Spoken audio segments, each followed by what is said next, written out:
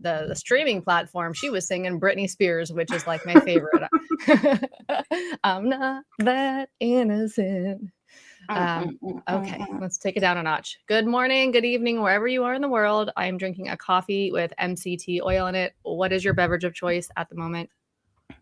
I got water, I got coffee, and I got a Bang energy drink. But at least I have water. That's healthy. I got my lemon water too. I heard that's an ADHD thing when you have like 13 different drinks because you want to hydrate, you want to caffeinate, you want to this, you want to that, you want to bubble, you want to flat. So Yeah. I was like, oh, well, that's kind of like my life, especially like, you have a coconut, you have all of the things. All right. Yes. I'm really glad everybody is here today. We have a really great episode today, and it is all about powerlessness. You are not powerless. That is my belief. Now, really, what anything that I'm doing when it comes to deprogramming AA is sparking a conversation to see what all of the people think, right? I've decided for myself what's true for me. And this is like a journey of us all figuring out what we feel is true for us. Like, I'm no longer in recovery. I don't believe in powerlessness or a disease model or spiritual malady or that I'm sick or anything like that, or that I'm fundamentally different from my fellows, except maybe with the ADHD and autism. But I don't believe the AA ideology. And this is definitely not about you thinking like me. This is about you thinking like you and you waking up to what you think. And I do that best when I immerse myself in other people's thoughts and I look at the research. And then I also talk with other people who are currently deprogramming, like Tara Grace, burn the stigma. What's up, Tara Grace? I love that though, because it's so true. It's like, this is my opinion, right? Like, this is how I feel about it. And it's been awesome to connect with other people who are going down their deprogramming journey who also feel similar. I think that we all have slightly different opinions on certain things. And I think that that's great. And I think we bring all of that to the table and to the conversation. And I have learned so much from other people, like taking in what they've said, something they've read. I've gone back and looked into it myself, and the freedom that comes with being able to even think about something and not just being handed like, hey, this is you're an addict, so this is what you got to live by. This is all about you. You're selfish, you're self-seeking, you're all these things. This is what you have to work on, your character defects. Like, it's all wide open, and I fucking love that. Yeah. And I love it when people say in the comments, I don't agree with everything that you say, but da da da da. And I think that goes without saying. That's probably everybody's experience. Well, actually, there's been a few comments that say I agree with everything that you say. But I think the reality is we're not going to agree with everything everybody else says. And that's the wonderful world of fucking critical thinking. It's like, yes, we are looking at all of the resources available to us with the time that we have, with the brain power we have, with the desire that we have, right? And then figuring out what makes sense to us and making our plans forward based upon that and consciously choosing what makes sense to us. So really great to have you here. We have Melissa is saying morning. Good morning, Melissa. We have Melissa 369. 369 is saying last Sunday of the year. Have you seen that thing? Those memes that are like, today everybody in middle school goes 6-7. Back in my day, we were like 369. Isn't that what it was? To the window. Okay, last Sunday of the year should be interesting. And then we have come here too early, 14 hours early. Blue, well, welcome back if you make it back. Keep coming back to the Bernie and Bessie if you feel like it. You already know. To the wall. Okay.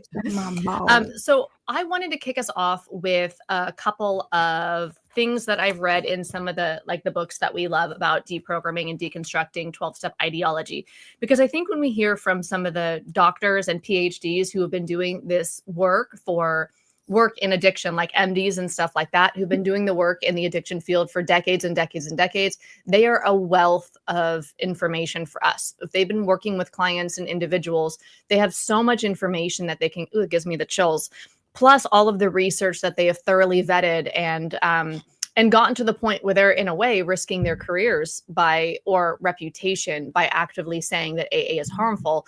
So there's so much we can learn from these people. And the first thing that I wanted to I see Cassandra. What's up, Cassandra? Hey. The first one I wanted to read from is this one, resisting 12-step coercion. Don't worry, I'm not going to read much, but I think it would be a good kicking off point for the comments and just to kind of get us in a line with what some of these professionals are saying. Has anybody read this book? Let us know in the comments. Resisting 12-step coercion.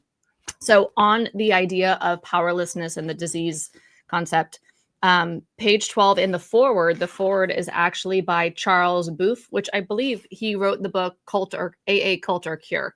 Okay, so he says, the AA members are a very anti-intellectual organization in which questioning is considered a, quote, disease symptom. And then when he goes on to the concept of disease and alcoholism, the disease concept of alcoholism is the cornerstone of 12-step treatment and is intimately tied to AA. In fact, it is largely a product of AA.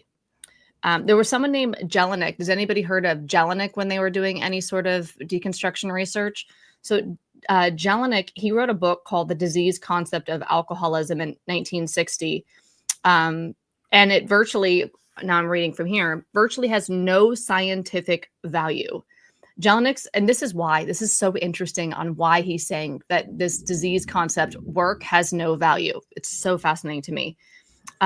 It's not on... there's no matched comparison groups. It's not a longitudinal study. It's not even retrospective studies on a random sample of a population. So he's talking about how the study is not statistically valid and that it's, when we talk about like cherry picking data or something. So this is what actually the Jelinek guy did. He put a questionnaire in the Grapevine in AA's publication, AA's monthly magazine. So here, thus all of the replies Jelinek received came from self-selected AA members. So his big conclusion that AA or addiction is a disease came from a study that he solicited inside the Grapevine. So everyone he was reading about were AA members from the Grapevine. So he received 158 questionnaires and he threw away 60 of them. We don't do this in statistics. Basic stats, this. You don't just throw away the people who answer the study because you don't like them or you don't think they're valid. No, you look at all the data, like 100%. And this is basic stats. Y'all know I'm a statistician, right, as by training, but basic stats, that this is baloney. So he discarded 60 of the surveys because they were either completed by women. What the fuckery bullshittery is that? Can I get a what the fuck? So he didn't want to listen to women. They're not valid. Does that mean women don't have the disease? Is that what he's thinking? Okay. So he threw away all the studies that were completed by women, were incomplete, or had been completed by AA members who had pooled their answer. So he went on his conclusion that alcoholism is a disease was based on a small, exclusively male, self-selected sample of AA members. It's little wonder that the answers they gave Jelinek mirrored the view of alcoholism one finds virtually at every AA meeting. I mean, let's discuss. We've seen a lot of what the fucks in the comments. Jesus. So Melissa says, lol, well, that's a solid scientific study right there. Totally. Yeah, what the fuckery. We had Sarah saying what the fuck, and same with Melissa. Rick saying, yikes, thinking is a disease symptom. What the fuck? Actually, it's always a time. Someone told me today in the comment, they were like, I don't know what Mark Zuckerberg is doing on my Facebook page, but like somebody's sending not only their home group, but their entire like conference. Someone's sending all of like the AA conference to my personal Facebook page, and the trolls be trolling. And somebody said today, you're overthinking. I'm like, bro, it's called critical thinking. I know, but I mean, that's that whole terminally unique, and that your best thoughts got you here, and that your thinking is broken. Like we have a disease where our brain is broken. Like that is what it's fundamentally all about. And just hearing all of this shit, it's just another, like everyone else is saying, WTF, dude. Yeah, Rick is saying, here's a what the fuck for you. Seriously. Sarah's saying it's so perfect that women lead the charge against the pseudoscience now. Haha, totally. I'm And Rick says saying we were never overthinking, we were just thinking. just a tad. Yeah. Just a tad. Mag said, I considered drinking over Christmas, but fear and stigma from family who know I'm sober stopped me. Didn't drink, but still curious whether I'm truly a pickle for life. We are going to get into the pickle mythology later. I don't know if any of y'all saw the the thumbnail AI helped me do for this video about busting the pickle mythology. Yeah, it turns out there's science that show that the in AA they say the cucumber becomes a pickle, like we get alcohol pickles our brain essentially, and that you can never go back to a normal drinker, and that science may one day discover this, but they haven't yet. Well, they have discovered it. It's naltrexone in the Sinclair method, and that research shows that science shows that the pickle can become a cucumber again. You can become a normal drinker again. 78% of the people who try that method either abstain completely or lose interest in drinking, like to a point where they're, I guess it's problematic or alcohol use disorder. Mm-hmm. Shanine said, I have a horde of people tell you the same exact thing. Probably not working an honest program. Right, exactly. I know when people say that in the comments to me, I'm like, you're right. You are 100% correct.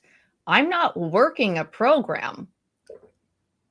Where the idea that I need to work a program from ever, I've deconstructed from that. Now, I was a little like, wanted to understand how I thought about that when I left AA, right, in 2020. But I'm not working a program because I don't need a program, because people living life don't need a program. It's not a requirement to life.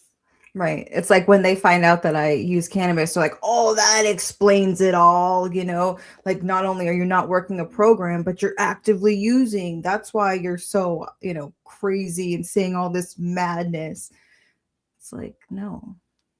There's a difference between, and that's why I love the word ad hominem. Because when I understand the logical fallacy ad hominem, which we've talked about a lot, right, is when you attack the person or the person making the argument instead of the actual argument. Nothing about me personally has anything to do with whether or not AA ideology is inherently harmful. So I could be totally drunk, never have even gone to AA, and still could have a valid argument about the harms inherent inside AA ideology. It's irrelevant, anything about me. Yeah. Vic says his best thinking got him here today. Yeah. Y'all want to hear a little bit of the sober truth? Another gem. So I just skimmed through some of my books to find where they were talking about the disease model so that we could have that powerlessness conversation today. So Jelinek, our buddy Jelinek, who only sampled AA Grapevine members, but threw out all the women because who cares what women think? So I don't know if that's just like women don't matter or if it's like women don't have the disease. I don't know what his decision was there. I'm going to assume that no, they have the disease too. They just don't get a voice. So Jelinek, I'm reading from The Sober Truth right now, which is by Lance Dodds, MD.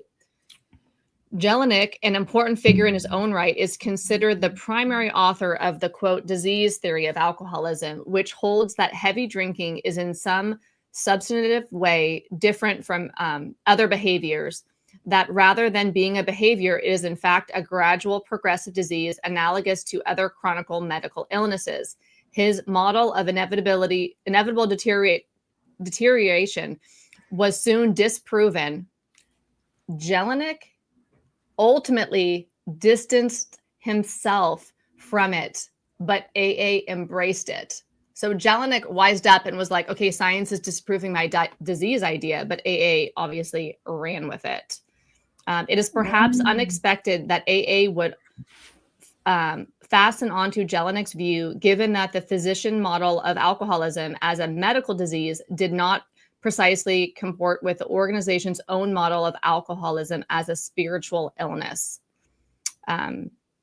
Yeah, but it does play into the whole powerless narrative. So if you have a disease, and it's not only a disease, it's progressive. So a lot of us heard, I certainly heard, that my disease is getting stronger even when I'm sober. Yeah. And that mythology has been busted through understanding the alcohol deprivation effect. Like when you're very, very thirsty and you go to drink, you might over drink, right? Or you're very, very hungry because you haven't eaten in a long time. You're going to there's a tendency to overeat. The same thing happens with drinking. So it's not that if you get drunk again after a period of abstinence that your disease got stronger. It's the alcohol abstinence effect, where at first you drink more. It's been replicated in rats.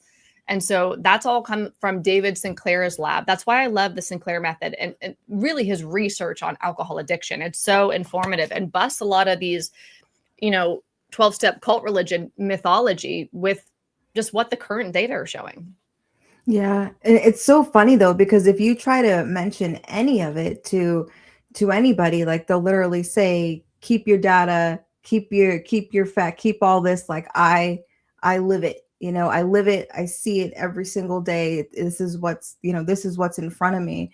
But it is one of those things, like when you are in those spaces, I do remember seeing things that looked like what they were telling me.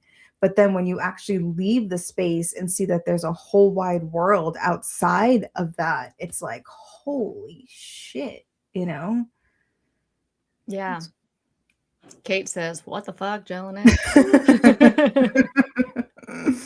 No, Jelinek, man.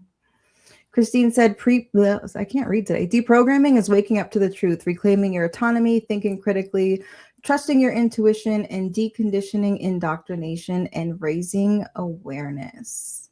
Yes, I love that. Absolutely. Jim said, so at disease, I'm irritable and discontented, of course, because you're making stuff up.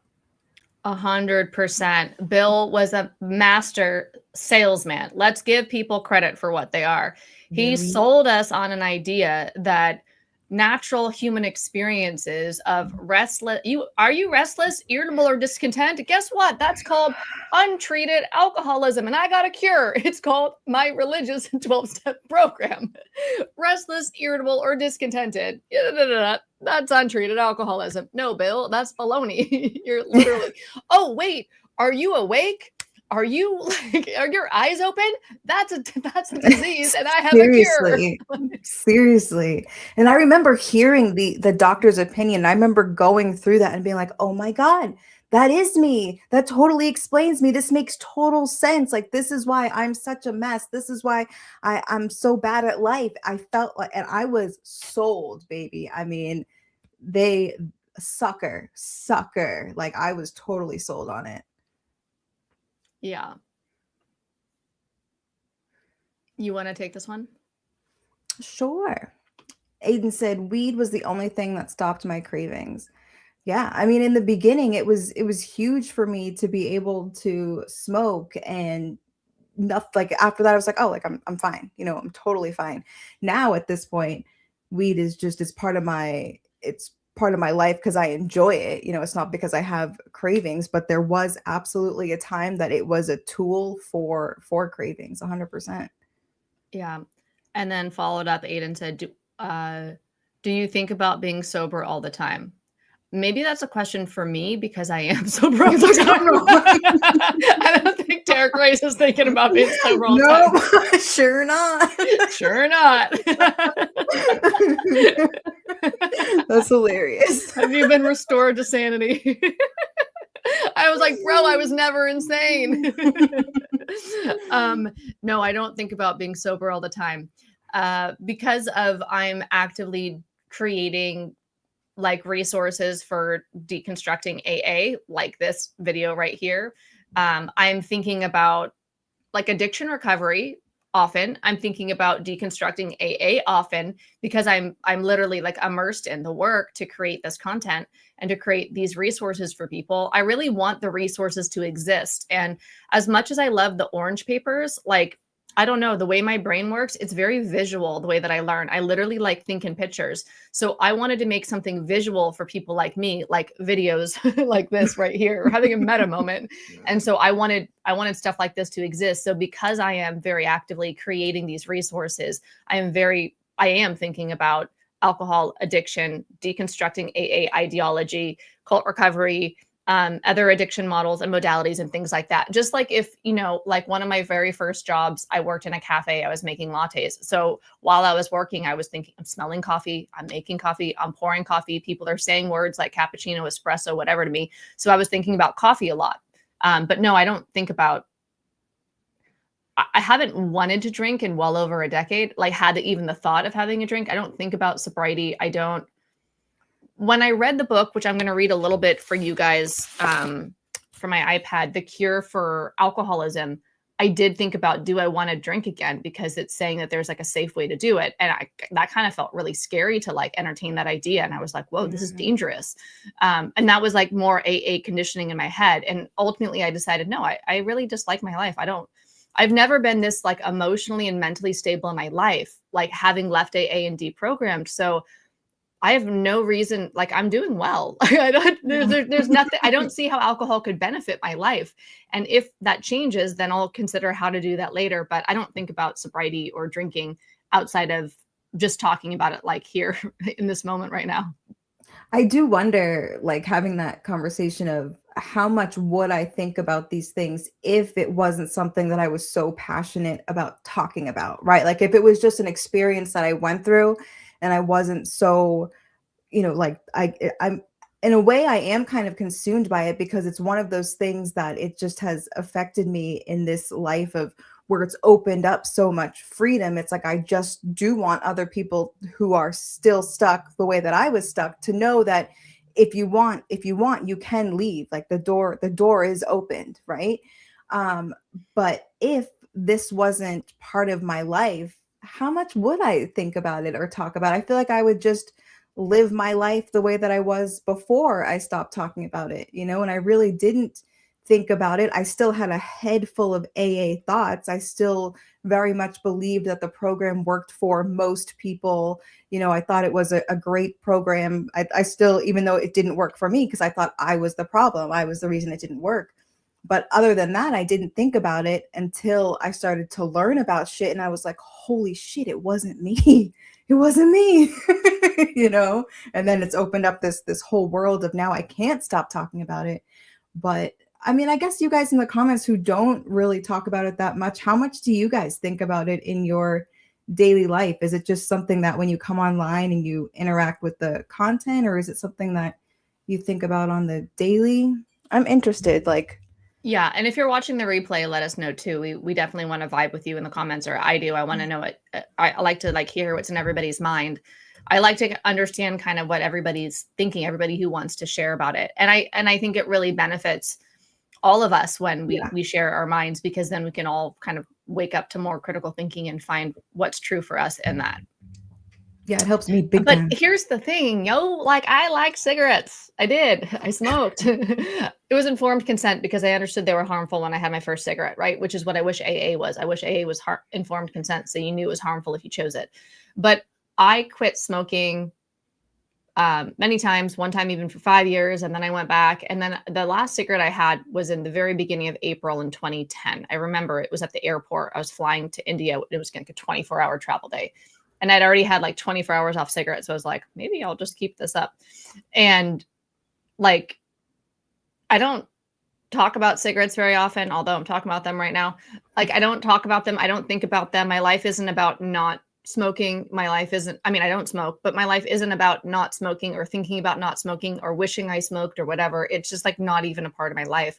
So I think that's just true with anything that we stop doing that we don't want to do, that we just move on. We like move on from it. And I don't tend to dwell on the things that I've let go of in my past, whether it's a relationship, whether it's a cigarette.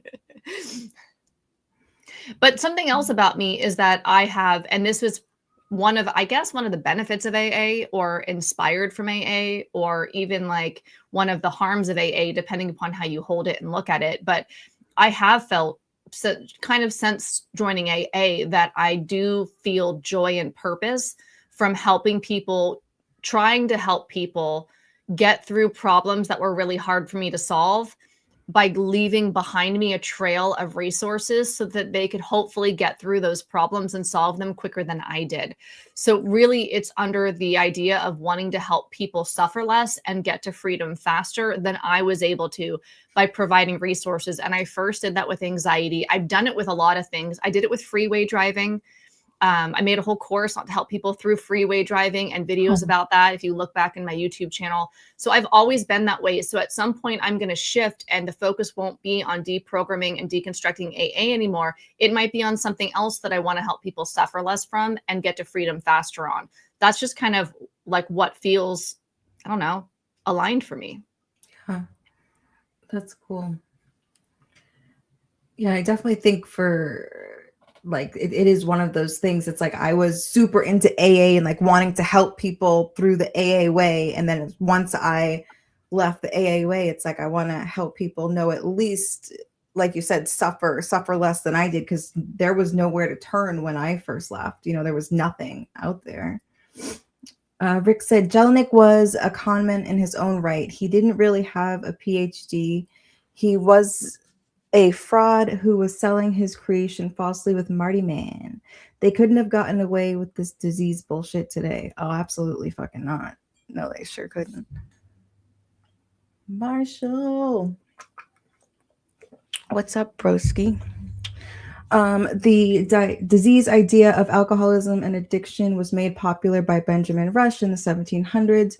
These ideas are much older than what your guest mentioned. Benjamin Rush, a founding father and physician, pioneered the disease concept of alcoholism in the U.S., describing it as a disease of the will that impaired control, not just a moral failing. In his 1784 work, An Inquiry to the Effects of Spirituous, I'm not saying that right, liquors, he detailed physical and physiological symptoms like tremors, madness, etc. I can't see the rest.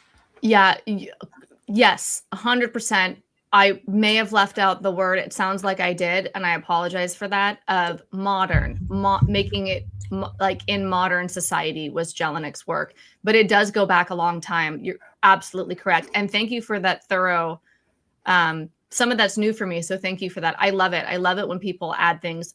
A lot of you, and maybe you specifically, like listening or watching right now, have done more research, know more of the things. And that's why like coming together in the comments and doing these live streams and stuff, I think is so helpful. So we can kind of, I don't know, in a way, like figure it out, failing forward or whatever. I certainly don't know all the things. Totally. I absolutely know there's a lot of people who have done a lot more research than me. I'm just loud about the little bit that I know. Yeah. Jim says you can only think about being sober when you're drunk, which is in essence your best thinking. They used to always say it's your honest thinking, right? When you're drunk. I wonder how true that is.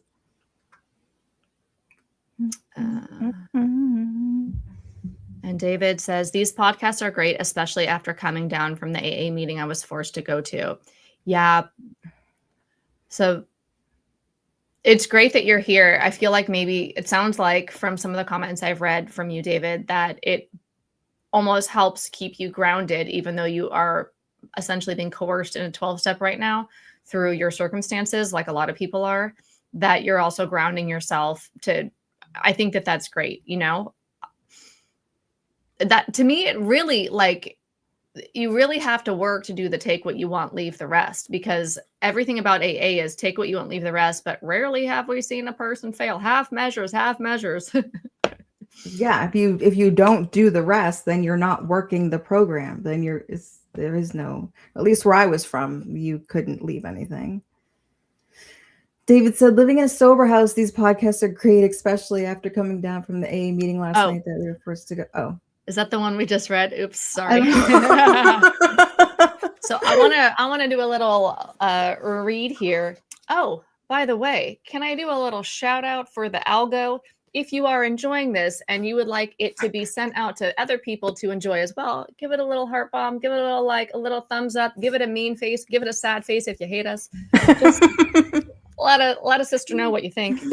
Okay. Let's see.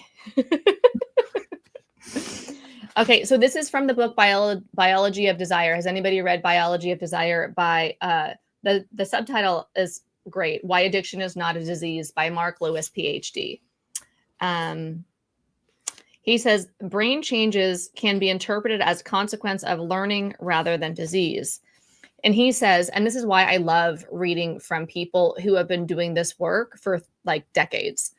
After reading thousands of comments and emails from former and recovering addicts and interviewing dozens of them for hours at a time, I'm convinced that calling addiction a disease is not only inaccurate, it's often harmful. Harmful, first of all, to addicts themselves. While shame and guilt may be softened by the disease definition, there's that benefit, right? When we're like, oh, it's a disease, like it kind of removes our shame at first, but at the same time, it locks us into the system. It's like, it feels like freedom at first, but then you get trapped into the ideology for forever, into forever recovery. So while shame and guilt may be softened by the disease definition, many addicts simply don't see themselves as ill, and being coerced into an admission that they have a disease can undermine other, sometimes highly valuable elements of their self-image and self-esteem. Many recovering addicts find it better not to see themselves as helpless victims of a disease, and objective accounts of recovery and relapse suggest they might be right. Most of the recovered addicts I've talked to would rather think of themselves as free, not cured, not in remission. Yeah. I definitely love that definition of that's like how I feel free. I don't feel, for a while I was like, oh, like I'm recovered. And still sometimes I go to that language just when I'm talking because I feel like it's easier. But that's truly what I feel like. I'm free. It's one of those things substances I don't not think about using them. I don't think about using them. I do use them sometimes, depending on the substance. And it's not if there's no power over it, right? Like it's just something that I do, like if I go to a concert or go to a movie, it's just like that. And that's truly what it is. It's the freedom to not think, oh shit, this stuff is getting stronger. Like we were talking about at the beginning, it's getting stronger while I'm over here, even though I'm not in chaotic use, it's still going to get me. The freedom of not thinking that I have to even think about that. That is true freedom, for real, for me at least. We have Existential Chris says, AA isn't a cult, just sacred text, ritual chanting, public confessions, and punishment for dissent. Lol.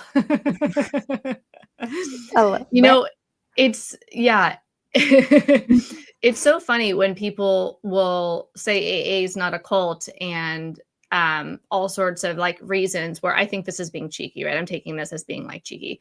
And they're saying their opinion as if I'm saying my opinion. But when I say AA is a cult, I'm saying that from what I've researched. I've looked at the ICSA, the International Cult Studies Association.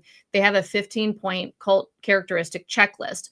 I went through and I made a video series on YouTube unpacking each of the 15 points with how AA actually does qualify for each of those checkpoints. So for me, AA checks every of the 15 boxes. That's why AA is a cult, because I went and I looked at the cult literature and I compared AA ideology to the cult literature and I found a match. Not because I think it was, not because I'm bitter, not because I'm angry, definitely not because I had a bad experience or because it didn't work for me. It's because I looked at the cult literature and I just, there's some critical fucking thinking. Bam. But it's and I don't mind if anybody doesn't think, we all get to think what we want. Not everybody has to think the same way that I do, but I'm not coming to my conclusions from my emotions or my personal experience. I'm looking at the research, the data, and I'm not always right, but I'm not just like I have a feeling or I had an experience, therefore this is a universal truth. Right. Like I said, I'm not super researched. Like there's things that I've looked up and there's, books I've read and such. But if there was nothing out there that I could have ever seen, I don't think I would be so loud about it. Right. Like what gives me the power, what makes me more like be loud about it is because I know that there's things that I can say, go ahead and, check this out. Look over here. Like, don't take my word for it. Please don't. Go form your own opinions. This is where I got my opinion from. And I think that's the best thing about it all, is that we're not saying like, fuck yeah, don't go there, like blah, blah, the way that people, when that's what they hear. Like once it goes through like their AA ears, they hear, that's what they hear, but that's not what we're saying at all. Yeah, I would love it, Bernie, Tara, Bernie, if when you were originally, like in our very first conversation, when you were on Sobriety Bestie podcast, you talked about powerlessness and how the disease didn't take money out of your wallet. The disease didn't put the key in the ignition of your car. The disease didn't drive your car to get up.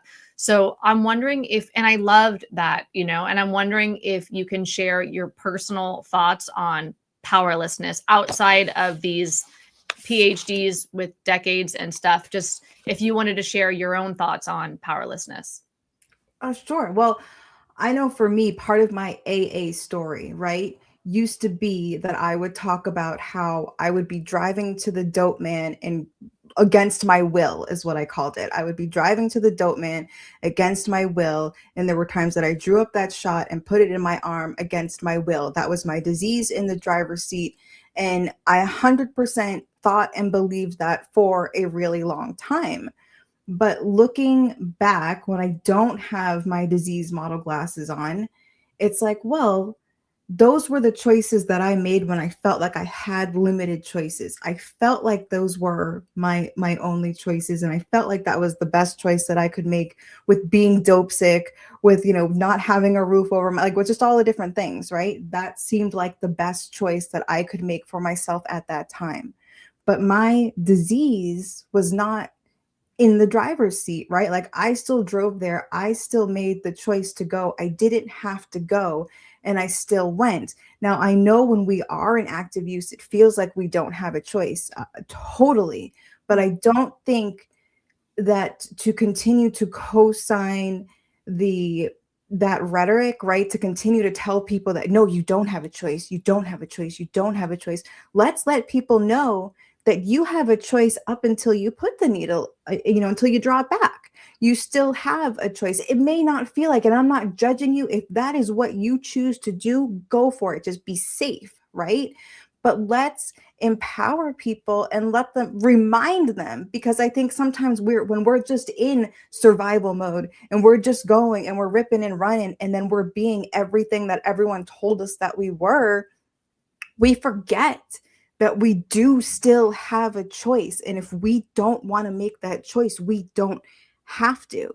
Much easier said than done, me sitting here not dope sick. My life is completely different than what it was back then. I get that. Trust me, I get it. But I do think that we need to remind people that you do have choices. And we see it in active use when people who have been shooting up and start smoking it, because believe it or not, smoking it is safer than shooting it, right? Like we see people make choices all the time. And like I've said before, even when you are ripping and running, like I know I picked and chose who I was going to rob from, who I was going to steal, like the shit that I was going to do. So you can make choices in active use. And, so, like, again, sometimes it feels like it's stacked against you and you feel like you don't. But I think we should remind people that you do have a choice and you can make choices and you're not fucking powerless. Yeah. The same for drinking. Yeah. And I love there was this preacher who did this great video on YouTube like years ago. And he was saying if he was to sit down with anybody who had a drinking problem and felt that they believed they were powerless or had no power, lost the power of choice, or couldn't stop drinking or whatever, and offered them $5 million to not drink for 24 hours, that most of them would probably not drink for 24 hours. And that proves that it's not a disease. You're not powerless. You're not powerless, that it, given the sufficient circumstances. And I think that, yeah, on any fucking day, even on my worst hangovers that were anxiety, that was like so much overwhelming anxiety where I was panicked, if I knew that I could just grin and bear it through that 24 hours and get $5 million and not drink to make that discomfort go away, I would have 100% tolerated the anxiety and the overwhelm and literally the alcohol withdrawal, right? In order to get the 5 million. Of course I would. Right. I had the power. It was easier, or it felt better, or and there's a little more to it like that. I don't believe that we're powerless, and definitely I don't believe that we're always all powerful either. I think it's more nuanced. Actually, Mark Lewis talks about that in his book too, that it's not, I don't think that we're 100% always in choice, and I don't think that's how the brain works, especially like you were saying, your life is easier now, so it's easier to say that you wouldn't, but also your brain is different. Like our brains change. The brain that's in early sobriety is not the brain that's 1 year sober or 10 years sober or whatever. It's a different brain, has different options. Literally, we can change the pathways in our brain. And once we get out of the destructive habit, I know that's like, hard to hear it as addiction as a habit, but once our brain is out of that habit, that's like a survival habit though. The way that I understand it from what I've read is that drinking becomes like a survival habit, like in a lower part of our brain or older part of our brain, like hunger and like need for air and water, where it becomes like that, where we need it at that survival level. So it's not just, oh, just break your habit. It's more than that. I get it. And at the same time, our brains change and evolve. And so if there was a point where, well, there's more to read too. I'm going to read a little bit more from Biology of Desire. Again, let me know if you guys have read this. Finally, and most troubling, is the confusion that surrounds AA's emphasis on recognizing one's powerlessness as a condition for overcoming addiction.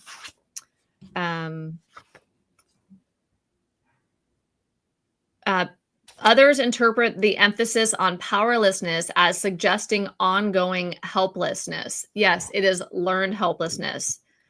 As I noted earlier, many experts highlight the value of empowerment for overcoming addiction. In fact, many former addicts claim that empowerment, not powerlessness, was essential to them, especially at the later stages of their recovery. Yeah.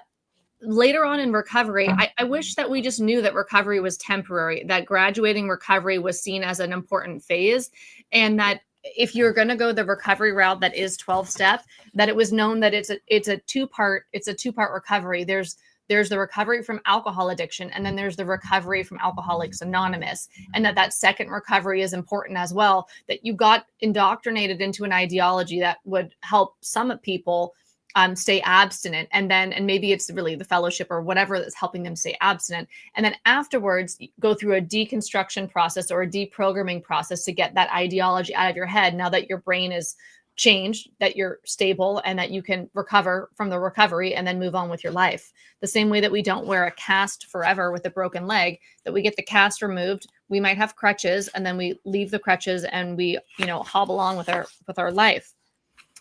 Here's one last thing I want to read about the disease model, which goes into like powerlessness and like how that plays in society.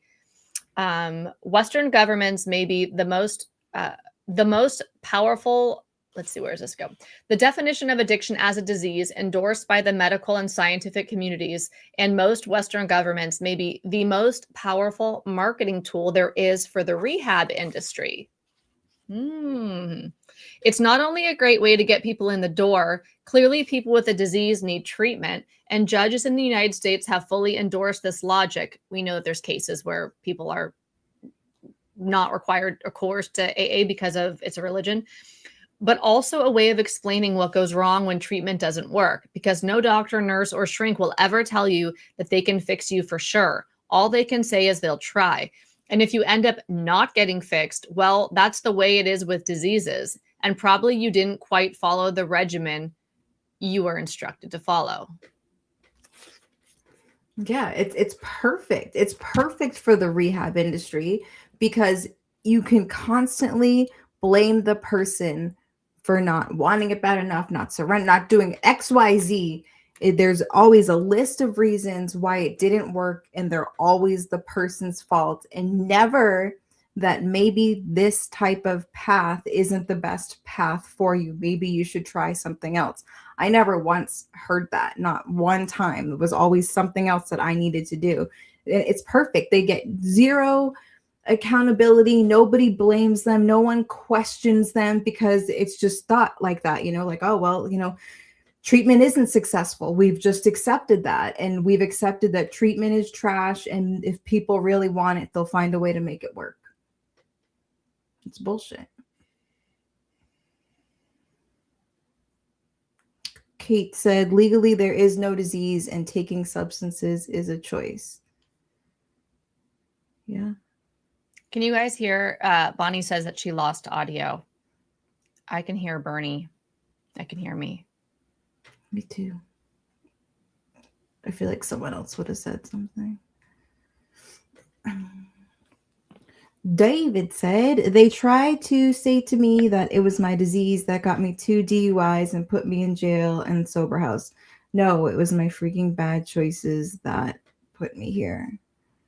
It's so funny because I always get people who tell me the reason that I speak out about 12-step is because I don't want to take accountability, right?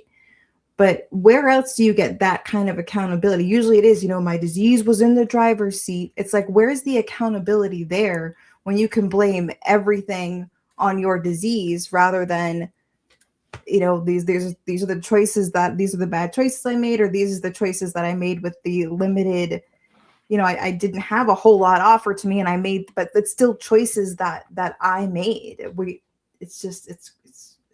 I feel like there's way less accountability in believing that you have a disease than not believing that you have one. Yeah, it gives there's the relief at first that it's not your fault. Right. Of course you drank. Of course this happened to you. You have a disease. It lifts a burden of responsibility off you, but then it traps you into a learned helplessness. And while there may be a benefit as far as removing some shame at first, and that might feel good, and then that might help you when you join a community of everybody who thinks that way to stay on the same path as them. But ultimately it traps you because then you have this forever disease that's always lurking in the background that wants you dead. Not only does this disease want you dead, you can't trust your thinking. Your head is a dangerous neighborhood that you shouldn't go to alone. Your disease is getting stronger, even in sobriety. It's in the parking lot doing push-ups, or it's out the window. It's the monkey out the window, or whatever it is in your country, right? And it's just not the case.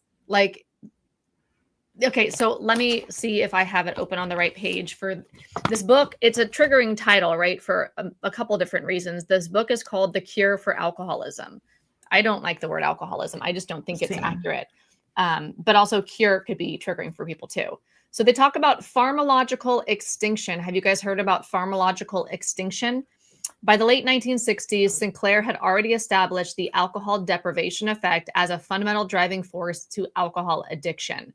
So that is the whole idea. Here's how I think about AA ideology. It's ideas. These were Bill's best ideas from the 1930s, or the group's best ideas, Dr. Silkworth's best ideas from the 1930s, but they're presented as facts. And one thing that I notice as a common trend through AA trolls or people who are in AA who come and defend AA ideology in the comments is that they're presenting their ideas as facts. So they'll say, da, da, da, da, and I'll be like, well, where did you get that data from? We all know it. I'm like, but or they'll present their individual single anecdotal experience as a universal truth. And obviously that's not how it works. So let's see. He studied rats. So David Sinclair studied rats. Obviously, he came up with what's called the Sinclair method, which is where you take the pill naltrexone 1 hour before you drink. And over time, whether it's going to be 3 months, 6 months, 9 months, or even up to a year and a half or a little bit more, your brain's going to unlearn. It's going to unpair, I guess, pleasure in a way, but it's going to unpair reward. That's what it's called, reward in the brain. So that pathway in your brain that's been built up is going to be unlearned. It's going to shrivel up essentially, because we've heard of neuroplasticity, right? Neurons that fire together wire together, and use it or lose it. Those are the fundamental principles of neuroscience, right, Bernie? Where if you keep doing something, your brain's going to want to keep doing it. That's kind of the pathway that you're building. So these studies, let's see, what do I want to read? He likened it to Pavlov. So we know about Pavlov and his dogs, right? So Pavlov said, okay, so you give a dog food and it salivates. Then you ring a bell every time you give a dog food and it salivates. Now the dog is salivating on the cue of the bell. He's learned that the bell means learned. In the brain, he's learned that the bell means food's coming. So just the bell alone now with no food will still produce the salivation. He's having a learned response to the association that had been there from the bell and the food at the same time. Then if you unpair the bell and the food and you just keep ringing the bell again and again and again, but not giving the dog any food, he unlearns that the bell means food's coming, and he no longer salivates and has a physiological reaction with the bell because he's unlearned it. So that's what Sinclair's work is that our brains can unlearn alcohol addiction when drinking is paired with naltrexone. It blocks the opioid receptors is how I think it works, but double check that, right? And so that we unlearn like the dog unlearns. And so that it's like the pickle becomes a cucumber again. It can make us, our brains into a normal drinker. It's like literally the pill that Bill was writing about, or the science Bill was writing about in the big book. Like science hasn't accomplished this yet, but one day might, to make a normal drinker out of an alcoholic. Well, they have. It's called naltrexone. It's like, it's so great. It's 78% effective. I've never personally done it, but the science is great in understanding it as learning in the brain, addiction as learning in the brain, not as a fatal progressive disease that only gets worse over time. It just logically and rationally makes sense, has nothing to do with my feelings or my individual anecdotal experience.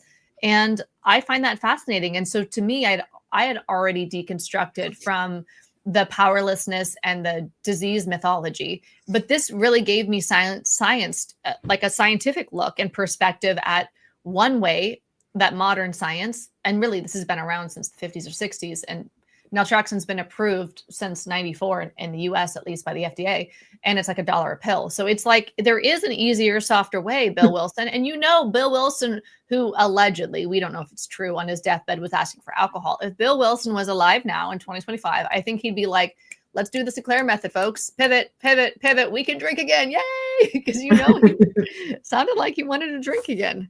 Well, it sounded like he didn't really get, I mean, unfortunately, he didn't really get treatment for his depression, right? I think he suffered a lot. Let's see. Cassandra said naltrexone, I can't talk today. Naltrexone helps cravings too. Some people use it for food cravings too. Yeah. I had a family member who was prescribed it for food, for to help with, to lose a little weight, so to improve their overall health. And accidentally, they immediately went down, like immediately, to drinking half as much as they normally drank. And that they would get a certain amount of beer every week at the grocery store when they'd go to the grocery store every week. And they didn't even really notice that they were not wanting beer less. They just noticed that the beer would last twice as long. And then we kind of backtracked once I learned about naltrexone and read this book, Cure for Alcoholism. And they're like, oh, I was on naltrexone those 2 months that my drinking was cut down in half without any effort, not even really consciously understanding why. And so, yeah, naltrexone can help with the cravings for food for some people. It's not, there's no one method that works for anyone, but I would say in everything that I've studied that Sinclair method, like naltrexone, is the gold standard for addiction harm reduction, addiction recovery. Because when we really understand addiction recovery, like alcohol addiction recovery outside of AA ideology, you can still drink and be recovered from alcohol use disorder, which is like a mind blown. Now, I'm not drinking, and I'm not recommending anybody do anything. But when you look at what alcohol use disorder, how it's defined in the United States, at least, and I know, forgive me that I don't know how it's defined in your country or all the countries. So I am being US centric, which is like annoying. I get it, but definitely let me know if you know how it's defined in your country. I'm interested, right? I want to learn more. But you can, if you have less than a certain amount of drinks a week, you don't qualify anymore for alcohol use disorder. So you can literally be having like 3 drinks a week or 5 drinks a week or whatever, depending upon if you're a male or female or however they define it. Then yeah, and you can still drink and be recovered from alcohol use disorder, which should be the goal. That abstinence isn't superior. It's needed for some of us, like, but it's not superior. Like, Eva said Sinclair method. Yeah, I think it's one of those things that people feel like once you meet that criteria for substance use disorder, you forever meet that criteria. But I guarantee you, if people who have been in recovery for X amount of time, if they were to, go through the DSM-5 or whatever, they would not still meet that criteria, but yet they are continuing to, to each his own, like do what works for you. But I mean, it's not what it is. Like you can recover, you can move on, and you can recover and still use substances like a healthy, normal adult. Just because you once had a chaotic relationship with substances, that doesn't forever damage I used to, every single time when I would smoke, I would pick back up again. Guess what? That doesn't happen anymore, because it's not a thing for me anymore. When I believed it was, but it's not now. Yeah. Kate says in EU, it's also AUD or SUD. Yeah, good to know. Good to know. Tara, you disappeared. Eva says, I went from drinking a liter a day to 1 month after a trauma, and now I only have 1 drink at holidays and birthdays. Awesome. And Existential Chris says, I drink again, but I haven't been drunk in over 21 years. Natalie says, I've been trying to decide for over a decade if treatment in AA helped me or hurt me more. I'm no longer in the helped more camp. Oof. Thank you for reading to the ADHD hypervisual auditory learner. Totally. I was like, I love the orange papers, but I even just love like all the colors burning in your background. I'm like, I need, and even my energy is kind of like, oh, right. And so I kind of need like a vibe in order for me to get that dopamine, to get the learning down. So yeah, totally for the visual learners. Yeah, but I really feel for this comment, Natalie. I really feel for you on what you're saying here about, did the treatment hurt me more or harm me more? And I'm no longer in the help me more camp. That's why I don't know what anybody else should do. I would never recommend for anybody to go to AA or any 12-step program, period. I wouldn't recommend it. I also would never recommend anybody to leave. I don't know what the fuck anyone should do, but I would never tell anybody to go. No, right. I would never, just like I would never tell anybody to like stab their eyeball with a knife. Like, I'm not going to tell them to walk into harm's way, but if you're doing your thing, well, who am I to tell you not to do your thing? Like, it's none of my business what people want to. Trust yourself, Yeah. But if I was going to give my former self advice, so I got sober in September 2009. So if I was going to whisper into Kirsten's getting sober ear, I would say, instead of going to rehab for 30 days and then going to Alcoholics Anonymous cult religion for 10 and a half years, I would say, get on naltrexone, do Sinclair method, learn about it, read a book, do Sinclair method to reduce your brain's natural desire for drinking. You literally don't have to do anything, still drink. Be mindful that you're actually trying to drink less. So, don't just like binge all the time, but like be on that path that, this is to help you with your consequences and stuff like that, have less of them. So do Sinclair method for changing your brain and losing interest in alcohol so that you don't want to drink as much naturally, or because of the reward pathways are blocked. Do smart recovery for coping skills, because you're getting a lot of coping skills since alcohol is your coping skill. Little former Kirsten here. And also there's going to be community there. And then also do therapy for trauma. Find a good trauma therapist to unpack your childhood trauma. because I guess I wasn't aware of how much trauma I had at that time. And it was 2009. We weren't really talking about trauma. This is before Instagram and all that, right? And before social media is way before TikTok. People were not talking about, they were not talking about addiction online. They were not talking about anxiety. It was kind of the dark ages. But still, that's what I would tell myself. And if I was going to drink again and then have a problem with drinking again, which I couldn't even imagine, I'd say that I would do Sinclair method. But if I would drink again, I'd do Sinclair method. So yeah, I just would never tell somebody to go to 12-step. I really see, my view now is that AA is just a religious cult, period. It is a religious cult, but let's just remove cult, right? That's the coercive control. That's where it gets really harmful.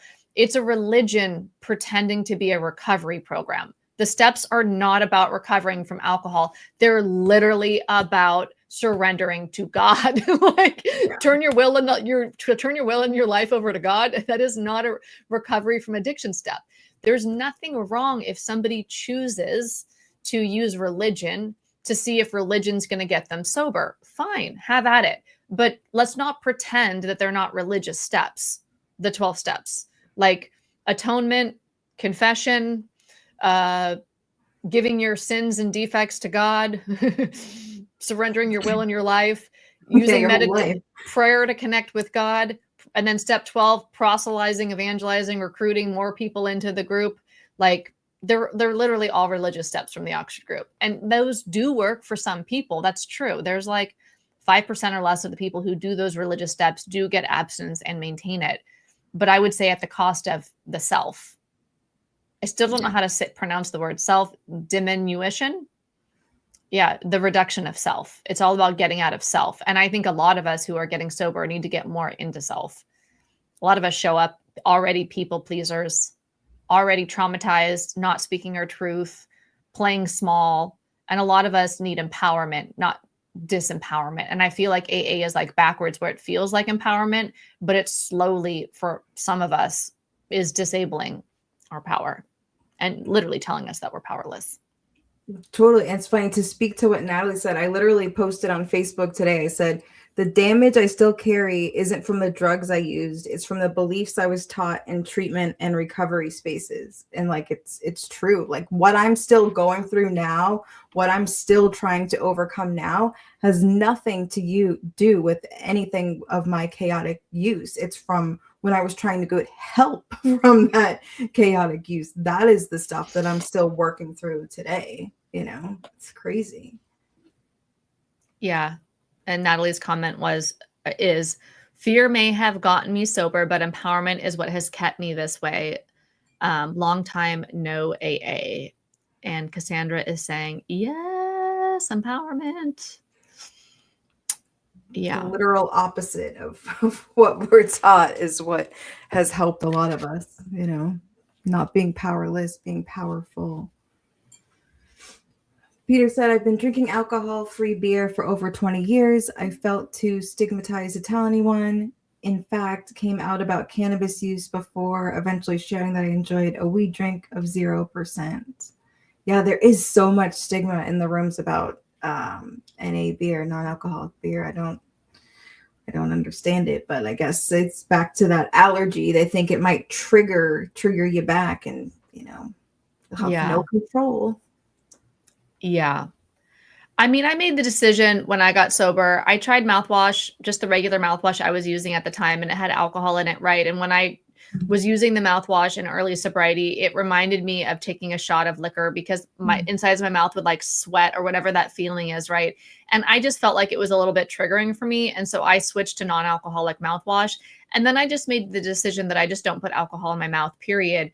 And that did include, well, if it was cooked in food, that was fine. But so I kind of made my rules of what felt right to me. But there is no allergy. Like, it's just like, you know, I mean, I've had surgery. Well, if you count ayahuasca, I've had surgery 3 times in sobriety. The first 2 with an actual surgeon, the third time with a shaman in the jungle.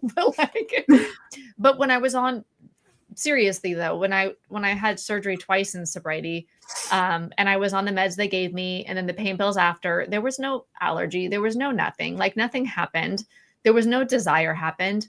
Even when I had my free lapse, when I accidentally drank it was coconut kefir, which was like in Bali, it was, I guess, unregulated, a hyper fermented. So actually I drank it was a big bottle. I drank half of it and was buzzed. Was like, wait, am I buzzed? What the fuck? Why do I feel like I'm getting drunk?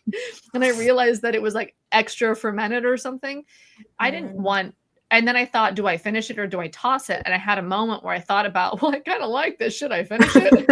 And then I was like, no, I should throw it away. Come on. I'm like halfway to drunk right now. Let's get rid of this thing.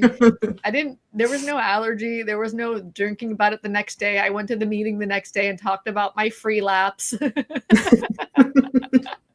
But like nothing happened.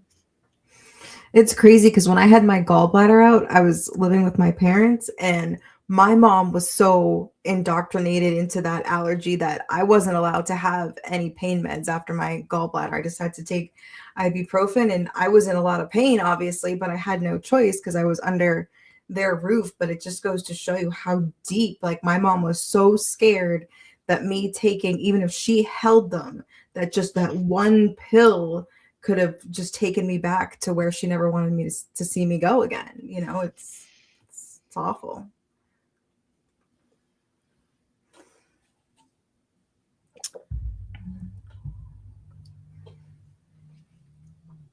Kate said, I look back at AA as a constant fight between myself wanting to be empowered and the 12 steps disempowering me. I was irritable and anxious all the time. I feel that. And then they'll tell you that anxiousness and irritability is your RID, right? You're restless, irritable, and discontent.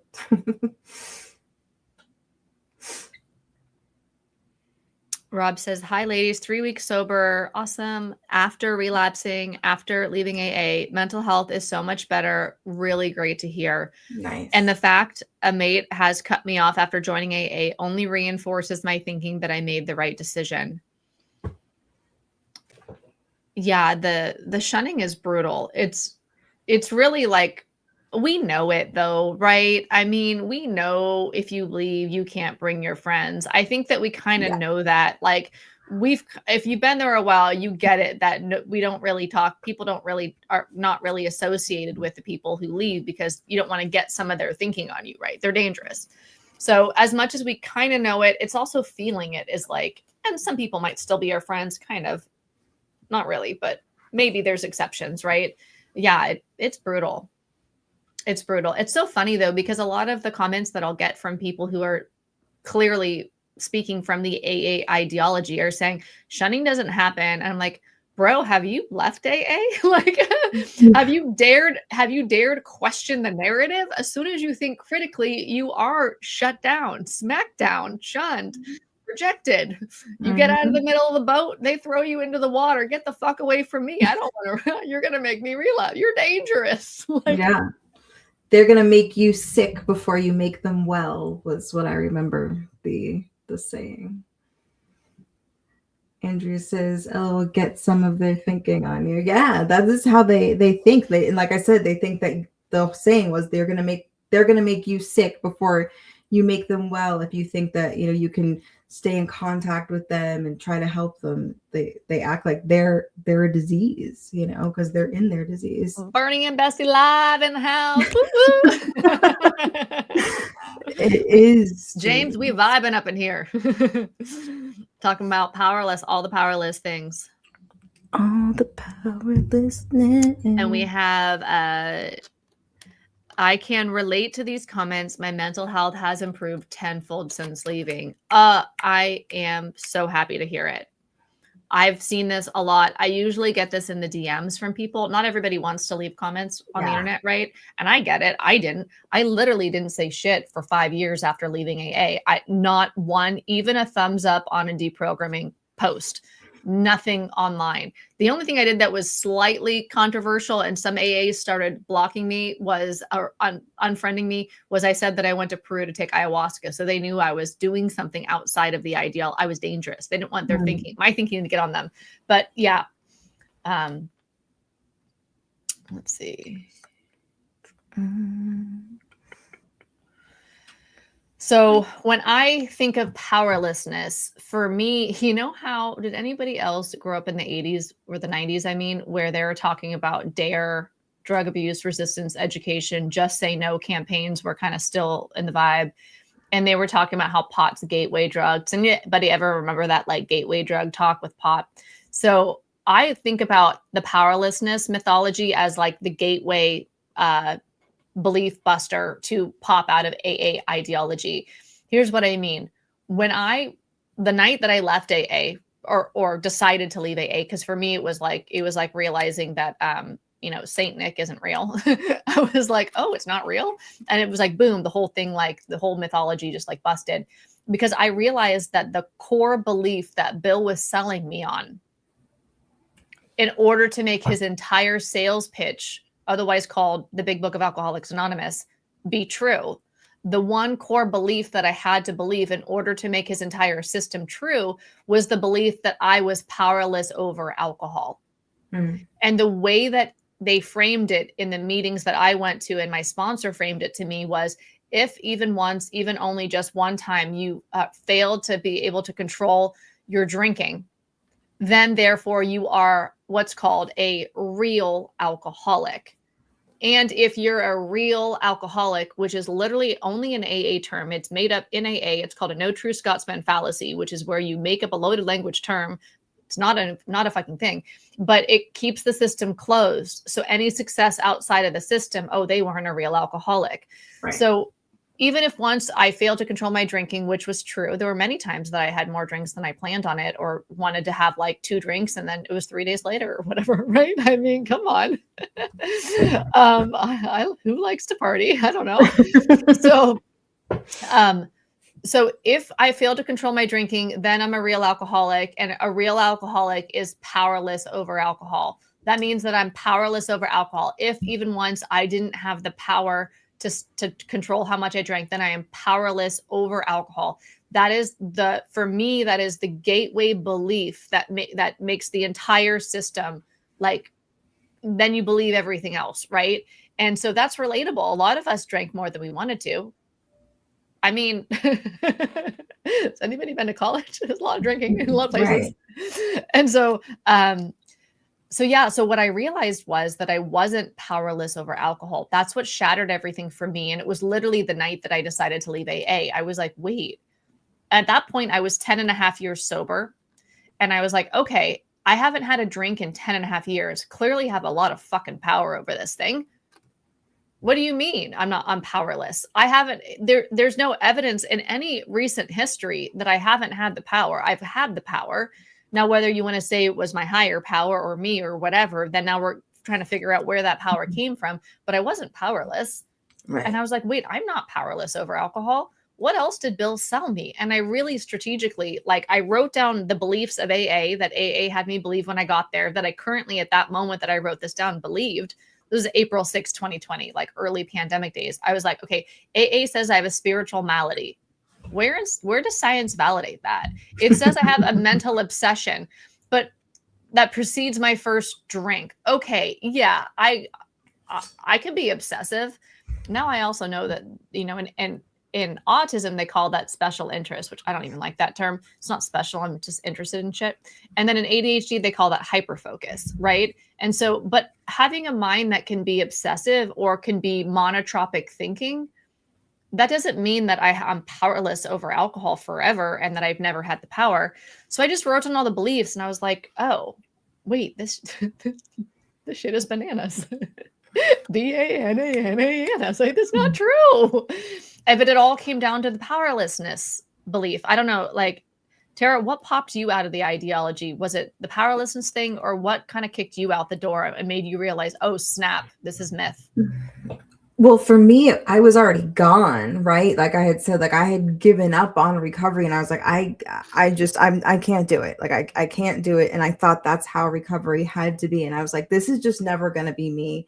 So I'm just going to do my own thing and hope for the best, right? But I still very much believed that AA was the thing. And even when I first started speaking out, I started speaking out as, there's other ways to recover. AA isn't the only way. Like, that was my stance, still thinking that AA was king shit, right? Still thinking that majority of people did it that bullshit. way. It's bullshit, Tara. It's bullshit. I still thought that. It wasn't until I learned from other people, started getting bits and pieces, and then I started doing, I was like, holy shit. So like I literally like deprogrammed out loud online, like my, it was one of those things. Like I said, I started from the place of there's more than one way to recover, all pathways, to holy shit, like AA is extremely fucking harmful. And I did, as I started to talk, I started to say, well, for me, the program was actually harmful, and the program can be harmful for people. Again, still thinking just a few of us, wasn't a lot of us, but some people are harmed by it, still thinking it is a very great program for most people. But then I started to, and I was like, oh my God, this wasn't just a me thing. Like this is fucking wrong from the word jump, So it was a little bit of a different experience than actively being in the rooms and leaving. I think it's very different, and would have been, I can't even imagine what that would have been like. Yeah. Kings Mason says gateway lol. It's the gateway. The gateway belief to lock you into the system, or to get you into the system. Let's see. You always hear step one too, right? They always say, if you don't get step one, you're not going to get anything else. Everything always about step one. And if you go out, oh, you must have forgot step one. So yeah. There's something with that powerlessness being the key to needing to truly believe that for the program to work. Yeah, well, yeah, and it's very clear to me why powerlessness is an important idea to lock in first, because the entire system like lays on that. For me, that's the primary belief. This is just my thoughts, right? When I've critically thought about it all, and I was a true believer in AA for 10 years. Yeah. And then I loved it. I cried on Bill's grave, thanking him for channeling. This is so sad now. It's so hilarious, really. I was crying on Bill's grave in East Dorset, Vermont, thanking him for my life and thanking him for channeling the big book from God. Okay. Like, it's just like, I was in it. I was so drunk on the fucking Kool-Aid. And then I just realized it's not true. And I was like, oh my God, I'm living a lie. This is ridiculous. And so I left. I left because it's not true, not because I had a bad time or because I didn't like it. So it was devastating. It was like, oh, it's a con. Yeah. Jeez. So yeah, I don't know where I was going with that. I mean, it is devastating though, even as someone who left before I realized that because it was like, I thought for so long that there was something so fundamentally wrong with me, and fought so hard to try to make it work for me, and it wasn't. And then you find out it's bullshit. Yeah. Okay. I remember what I was going to say. It was about powerlessness. So in order for Bill to connect the dots between his big idea, that his white light spiritual experience on belladonna, and likely also on strychnine, morphine, and a lot of other fucking hallucinogens and other things, right? So Bill was all doped up in the town's hospital in December 11th, 1934, when he was getting sober with Dr. Silkworth's help and Ebby and the Oxford group, who were in there proselytizing the religion to him, right? Oxford group. So Bill needed to connect religious steps, literally the Oxford group. This is before AA. He was connecting religious steps of the Oxford group that he went through in the town's hospital when he got sober, because Bill was sponsoring him or was evangelizing Oxford group religion to him. So Bill was like, oh, okay, religion gets you sober. So how can we connect this? People who are struggling with drinking don't necessarily want to get religious. Those are like disconnected things, right? So he's saying, okay, so my steps, let's just say that they're spiritual, not religious. It's called gaslighting, but let's just pretend that confession, surrendering your will and your life to God, atonement, these are not religious. Those are religious steps. No. Like, I'm not religious. I've never been, but those are if it looks like a duck and walks like a duck, it's a fucking duck. Like, let's not take crazy pills, people. religion. So he needed to connect his, like, the religious steps of the Oxford group, because he was in the Oxford group for 2.5 years before he left, and then rebranded it as AA, essentially, like took the steps and then rewrote it. Right. So he's like, how do I connect religious steps with abstinence? He's like, okay, I got it. You are powerless. Because you're powerless, you need a higher power. There, we've just connected addiction with religion. It's powerlessness. Because you're powerless, you need a higher power, God, to solve your problem. Okay, there's the connection. So if you don't need religion to solve your addiction problem, you don't have to go through the powerlessness baloney.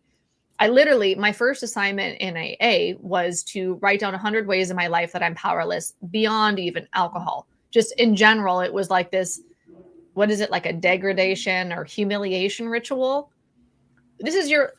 Hey, Kirsten, this is the lowest point of your life. You just showed up at rehab with a fucking black eye that you didn't know you had, and you flew on an airplane to get here. And your therapist is like, how'd you get your black eye? And she showed you a mirror because you didn't even know you had one. This is literally the lowest point of your life.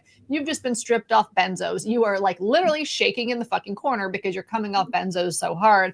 And now you're 30 days sober, and we're going to have you write down a huge list of all the ways in your life that you are powerless, because when you're down, we're going to kick you down further. What the fuckery? Are you kidding me? That's exactly when I needed to be lifted up. But they're going to drill in how I am totally powerless, so I should abdicate any further power that I have, and I should abdicate my thinking and my worldview to the system of Alcoholics Anonymous. Because Bill thought religion was the solution to alcohol addiction. So powerless was the word that connected the two. That's my view. I don't know. I obviously that I really believe that, but I'm interested what other people like feel and believe as well too. A lot of comments. King Mason said the medical diagnosis of a spiritual malady that will be $42,000 at rehab. No, literally, it's just for, people say, and when we did, I think it was last week, you were talking about the treatment. I think is supposedly at like 65% for 12-step treatment now. I want to see that other percentage, because I'm not seeing it. Obviously it exists. Just because I don't see it doesn't mean it doesn't exist. But everything that I see is a glorified AA meeting is treatment. I haven't seen much of a change. Blues said, Bill W. sure did his damnedest to sell me something, but I'm not buying it. Lucky I was a sucker, dude. I bought in right away. That doctor's opinion got me hooked. I was like, yes, that's me. I'm the real alcoholic. Even though I was heroin addict. James says, I think it's harmful. I think it's a good program for no one. I think I see the ideology as inherently harmful. Yeah. I don't agree that we should have our personalities removed, our identities converted, to have our purpose, our life purpose, our identity, our personality, our thinking converted into a group think. I just wanted to not have this. I wanted some of the consequences to go away. I just wanted to like drink less. That's why I'm like, bro, I didn't know there was a pill since 1994 that was approved for drinking less. And so that's kind of like my message. Like, I don't know what the heck anyone should do, but I just wish everybody knew the options. Like there was a buffet, and AA was one of the plates on the buffet, but there was a warning, that said like, warning, this is a religious cult, and you're going to have to take a second program after this program, because, like you might eat a food that's going to give you like heartburn or something. So you're going to need something after you eat this one to like deal with this one. Yeah. Yeah, it is definitely harmful. I'm losing my voice. I don't know where it's going. James says, cults are not things we say, oh, it helps some people. No, cults are evil. Yeah. But it's funny with 12-step that we do, like so many do say that. And it's just stopped saying that. Honestly, I used to say like, well, I know it does help some people, but then I have gotten to the point where it's like, well, I do think that even the people it helps, there's still, it's not helping like without a cost, without some harm. There's definitely harm in that help. So yeah. It's taken me a lot of deconstruction work to see how harmful AA is. And when I was in AA, I loved AA. I was all about it. I didn't know I was harmed when I was being harmed. That's what's like the mind fuckery about it, is the people that are doing the harm, which would have been me when I was in it, because I was speaking in meetings.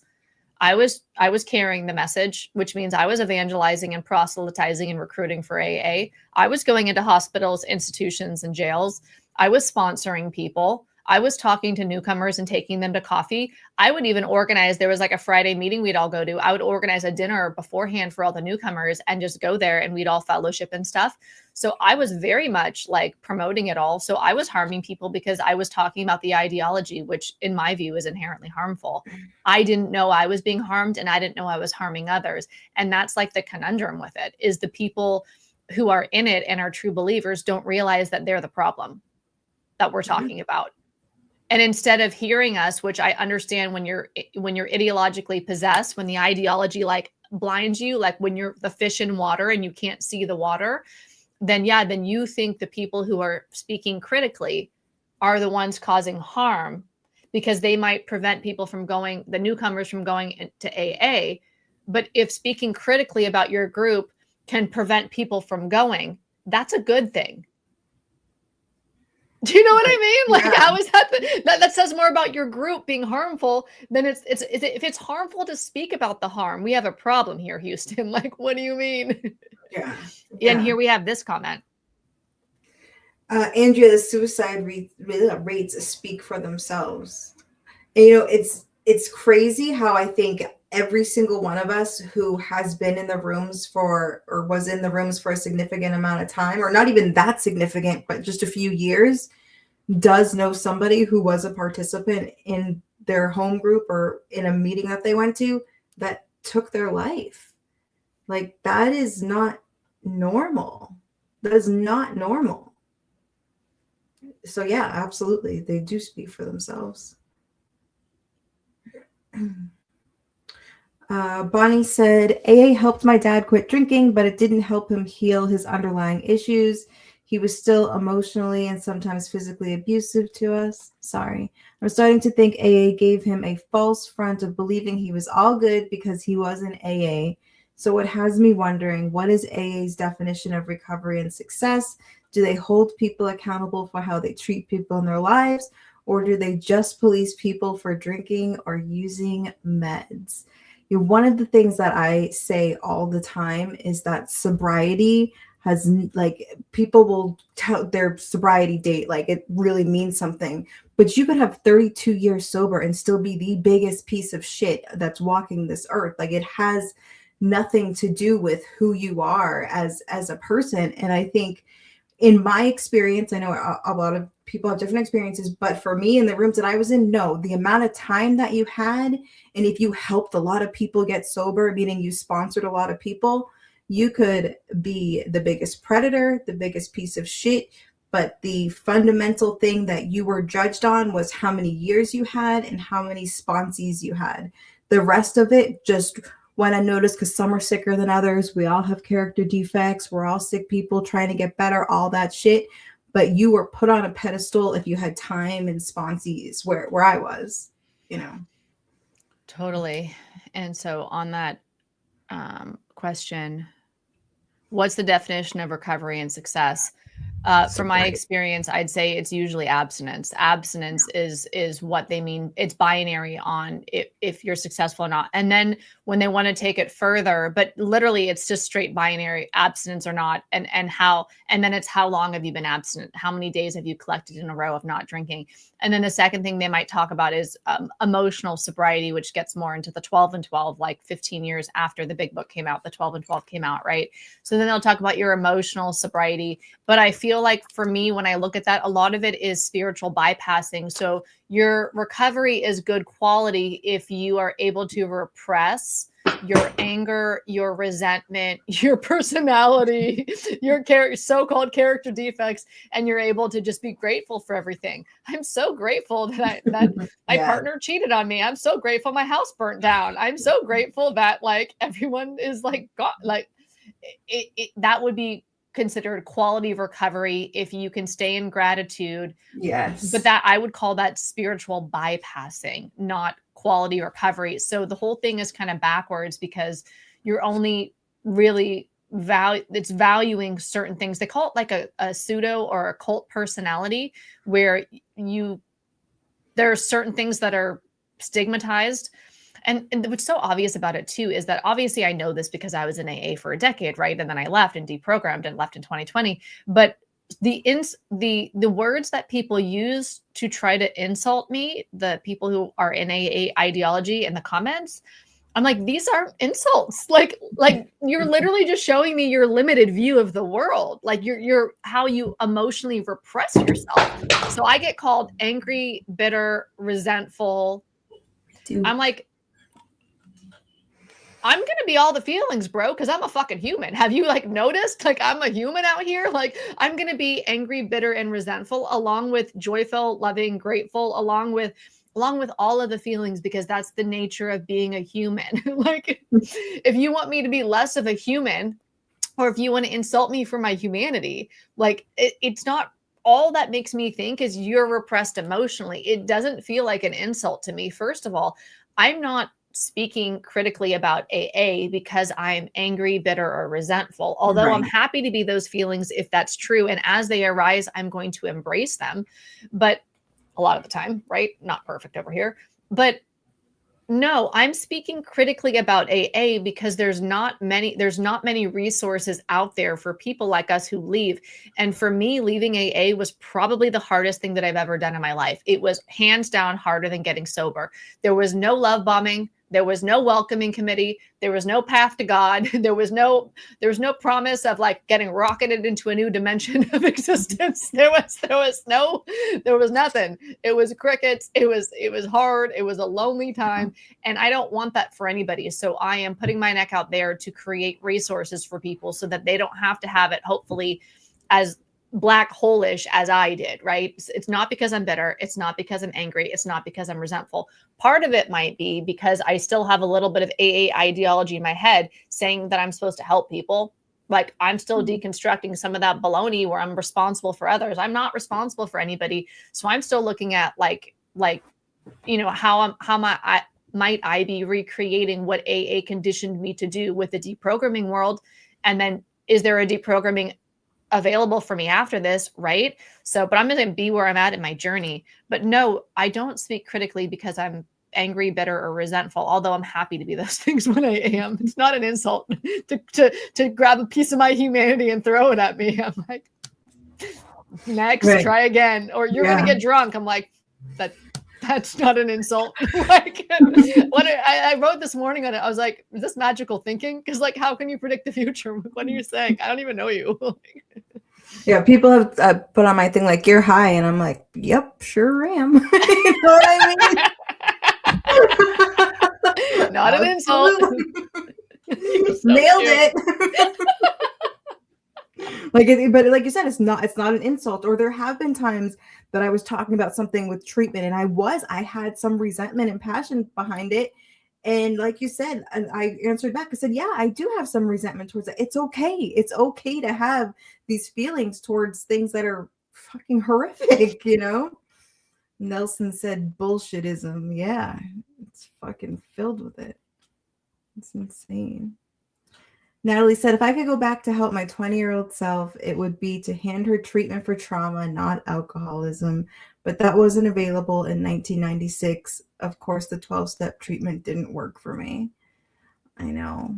It's so sad. So many of us looking for help. And I do feel like those of us who go and get professional help, especially in our early 20s, we get given this thing, which is AA, the doctrine of AA, that prevents us from getting to the real help You know, it's like this blocker that we then be, or not everyone, but some of us assume this identity and try to make it work. And some of us make it work, some of us don't. But we become all about the addict, all about the alcoholic, when we really need something else, right? It's really about something else. And that becomes, however long we're stuck in there, is preventing us from getting to where we need to go to heal. You know, it's really fucking sad. Kate says, I don't think Bill ever said it was a spiritual, not religious. He just said you can pick your own God. Totally. A lot of the thought-stopping cliches, slogans, or propaganda came about after, like from the culture, I would say they were birthed through just what's heard in the rooms. He probably didn't say there's a disease in the parking lot doing push-ups, right? Like, he might not have said your best thinking got you here, right? These are things that just like picked up and spread like wildfire throughout the rooms. Yeah. You can pick your own God 100%, because he wanted it to be more universal. He didn't want to offend the religions. So he kind of opened it up in his way. But, you know, it's funny. Like, am I going to start like reading the book with a deprogramming lens and being able to quote it? I don't know. But I do know on one page, I found it on the page. It's page 77 at the top of 77 in the big book of Alcoholics Anonymous. It says, our real purpose is to fit ourselves to be of maximum service to God. That's right, Bill. Sounds like a fucking religion. And there's nothing wrong with that if that's what you want to choose, but just let's not pretend it's not all about being about God. Yeah. If you want to be all about God, that's fine. It's just, I don't think that's related to alcohol addiction. And it's funny because I always remember hearing the quote of be of as maximum service. It's like people cut off the God part too. And it was just about being of maximum service and just all, you know, always getting you to do service. Yeah, I'll read it. The sentence actually involves people too. So I'll read the full sentence. Okay, so page 77. Our real purpose is to fit ourselves to be of maximum service to God and the people about us. That's what the big book says. And my sponsor had me highlight it. Oh, I bet she did. They love that one. Sure did. Sure did. I love it when you say that. Bernie-isms. That's funny. James said, I always knew AA and alcoholism was bullshit. Well, you were ahead of the game because I sure didn't. Sure didn't. Sure didn't. It's incredibly abusive to call someone a dry drunk. My dad called me that once. And this guy who acts like all my problems are from alcohol. Oh, yeah. Once you get to the label that you are an alcoholic or an addict, everything in your personality, everything about you is that. It's so annoying. And even your family members, everyone is conditioned to look at you. Society is conditioned to look at you as the addict, the alcoholic. Like you're just othered, you know? Yeah. Plus, it's great branding. You know, Bill was a genius salesman, in my opinion, because he also was like building AA right when, you know, there was a huge push in propaganda. So he wrote the big book in 1938. Started writing it in the end of 1937, I think, or had the idea, and then wrote it in 1938. So in 1920s, the end of the 1920s is when Hitler was in jail and wrote Mein Kampf, which is all about propaganda, and then got out and then started leading the Germans, obviously, through a lot of propaganda campaigns and stuff like that. So what was happening in the world at that time was just this awareness and things being written about how to control the masses and stuff. And so I don't know what Bill used in order to influence his sales techniques. I know he partnered with some people who were like superstar sales people in order to write the big book. And I know that he was a door-to-door salesman. I mean, he specifically went, this is what I heard when I went to Bill, when I was a true believer and I went to Bill Wilson's house, Stepping Stones in New York. The trusted servant there, the free laborer who was giving the tour, said that Bill Wilson was a door-to-door salesman and specifically knocked on Lois's, his future wife, right? On her dad's house. He was like very wealthy, to sell him something because he was trying to like get it in with Lois or something like that. So yeah, he was a salesman. He was selling us on his ideas. Where did that quote, which one was I replying to?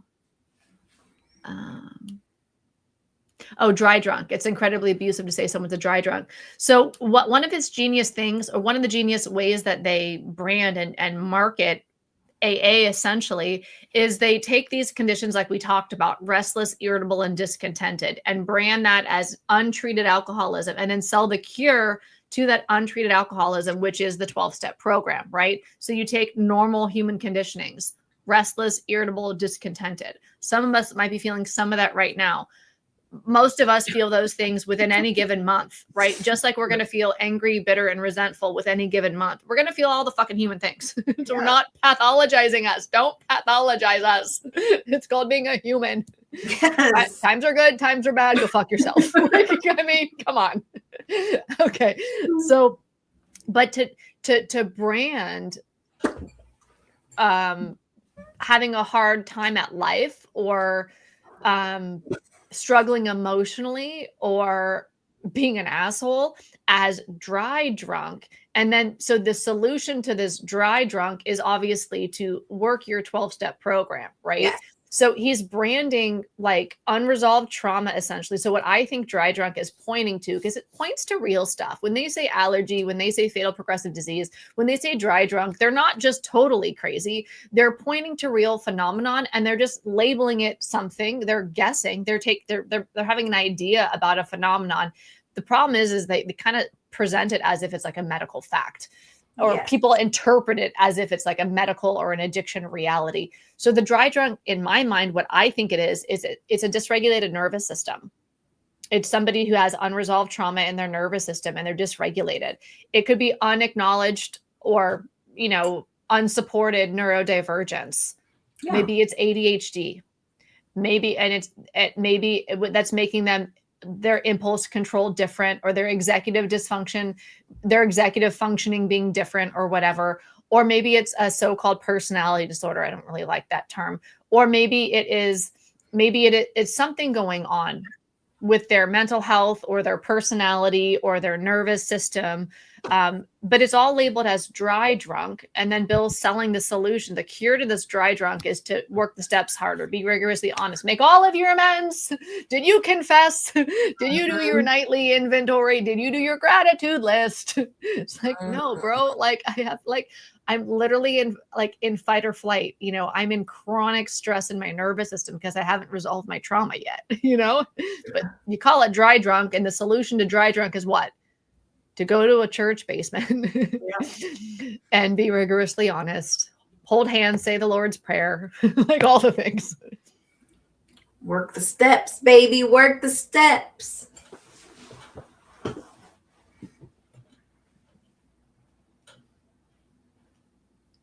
I won't take naltrexone, that's for sure. It would interfere with my cannabis medicating. Would it? I'm going to look more into that. I didn't think that it would, that naltrexone affected cannabis, but I, again, not researched on that subject at all. It blocks the opioid receptor, so it's not a good idea for somebody who is actively using, I think, heroin to do naltrexone, because it's going to send them into withdrawal because they're not going to get the effect. So it could be dangerous for some people.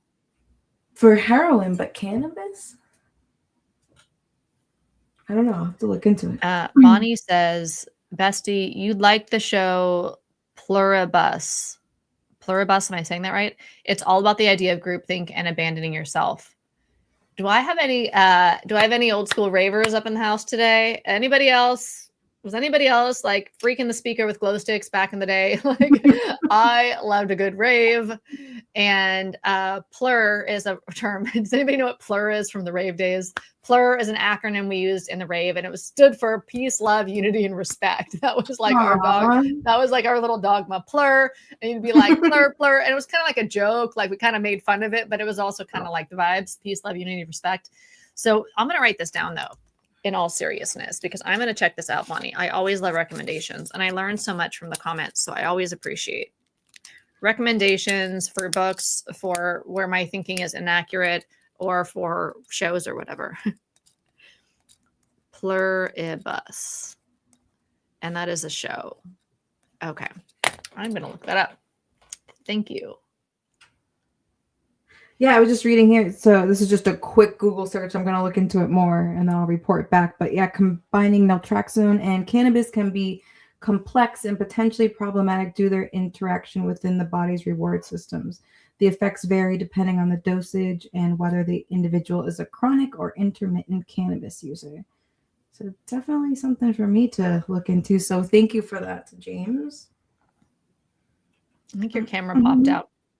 Oh, Bub says, love this channel. After about a few weeks of AA, I was like, what the hell is this?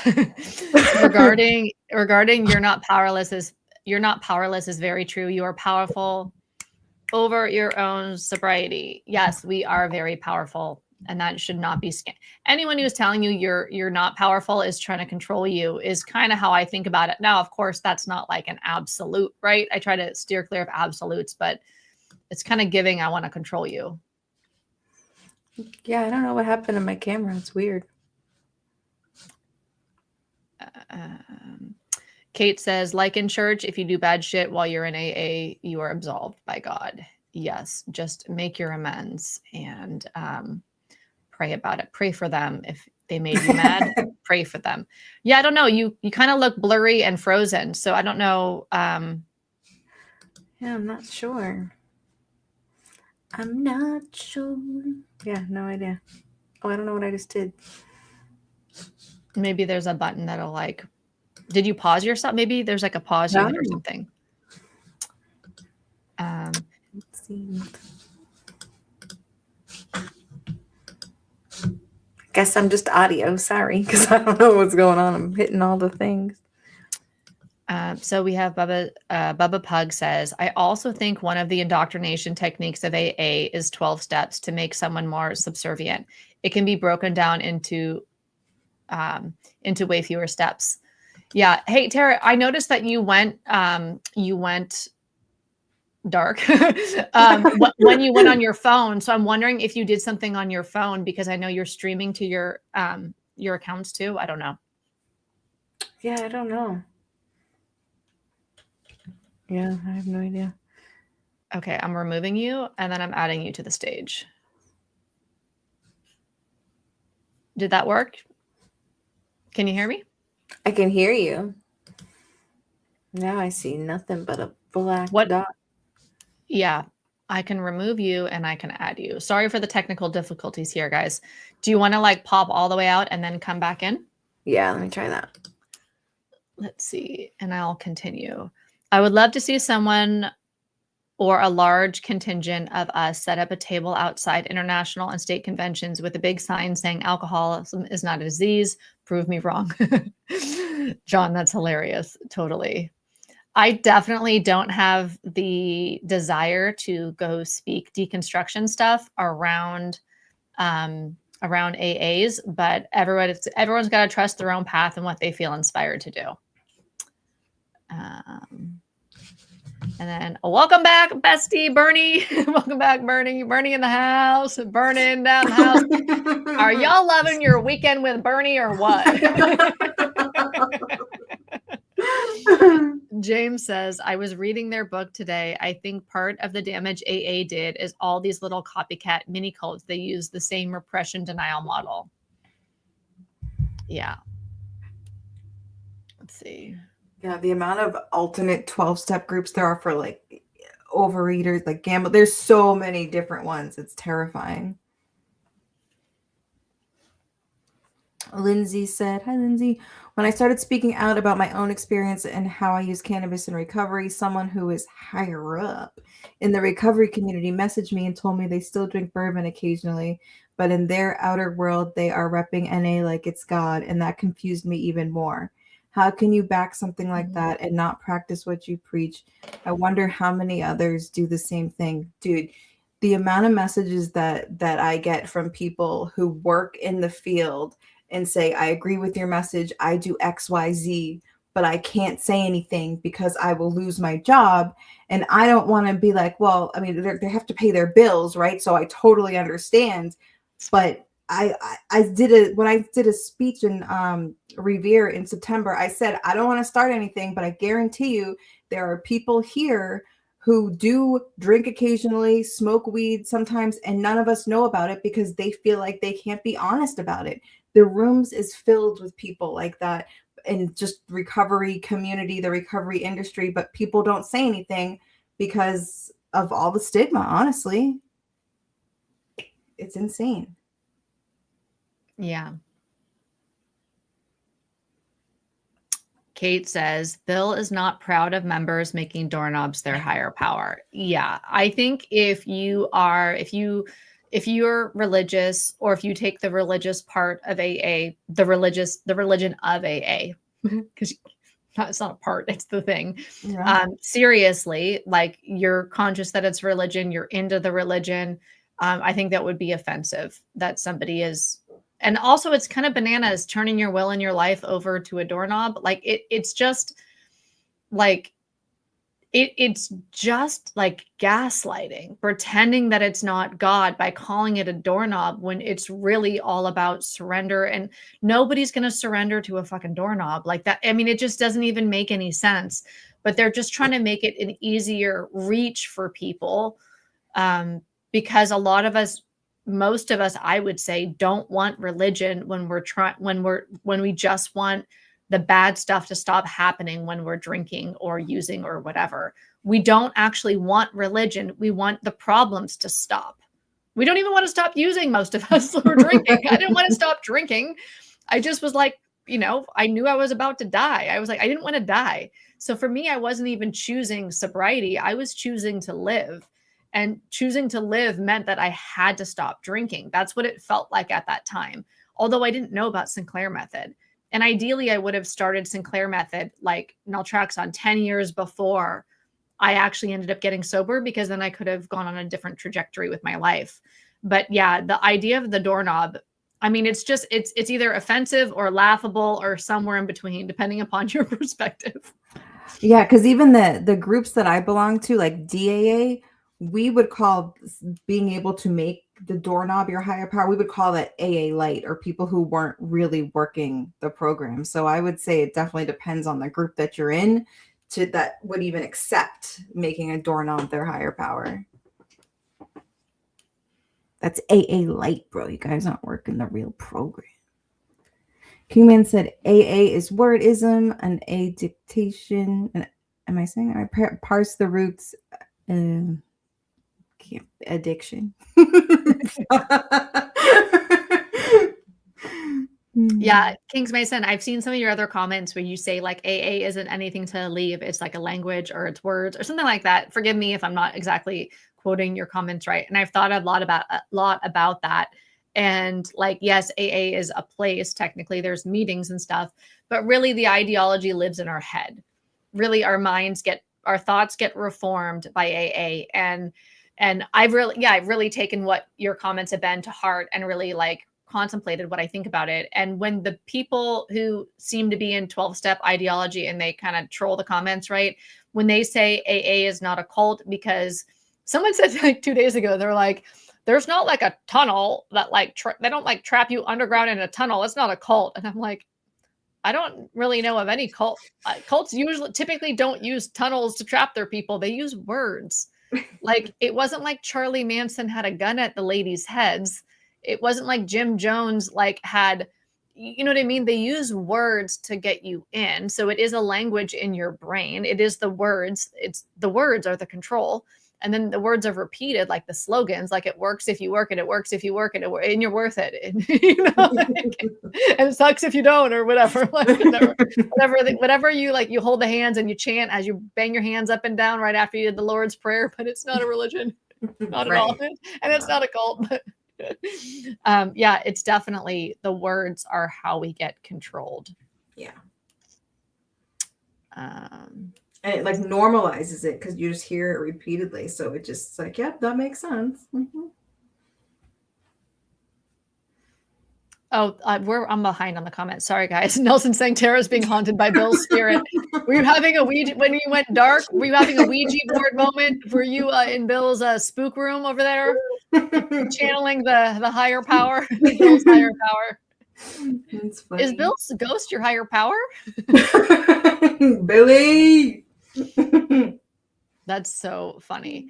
Hey, do you guys like I'm asking you specifically who's watching right now, whether you're watching live or whether you're watching the replay, do you like when we do these with a specific topic? Like we were looking at powerlessness today. And for me, then I look at some of the books and I want to read you guys a little bit about whatever the topic is or whatever. And then we look at our own experience and we ask you questions. Or did you like the very first ones we did where we were just doing Q&As and we just kind of showed up and was like, what's up? What's on your mind right now?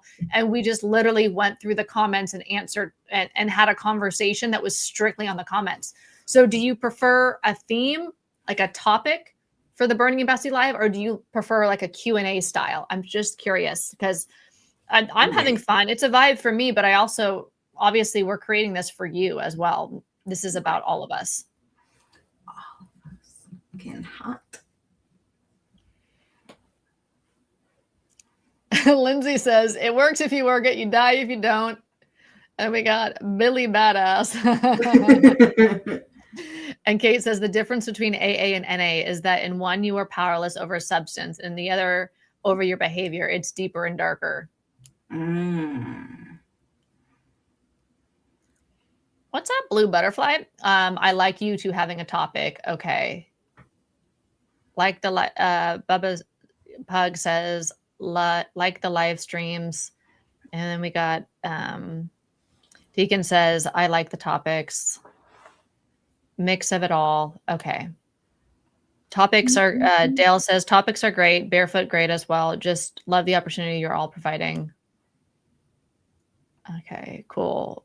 Patrick says, life is better with your videos. Oh, sweet. Yeah.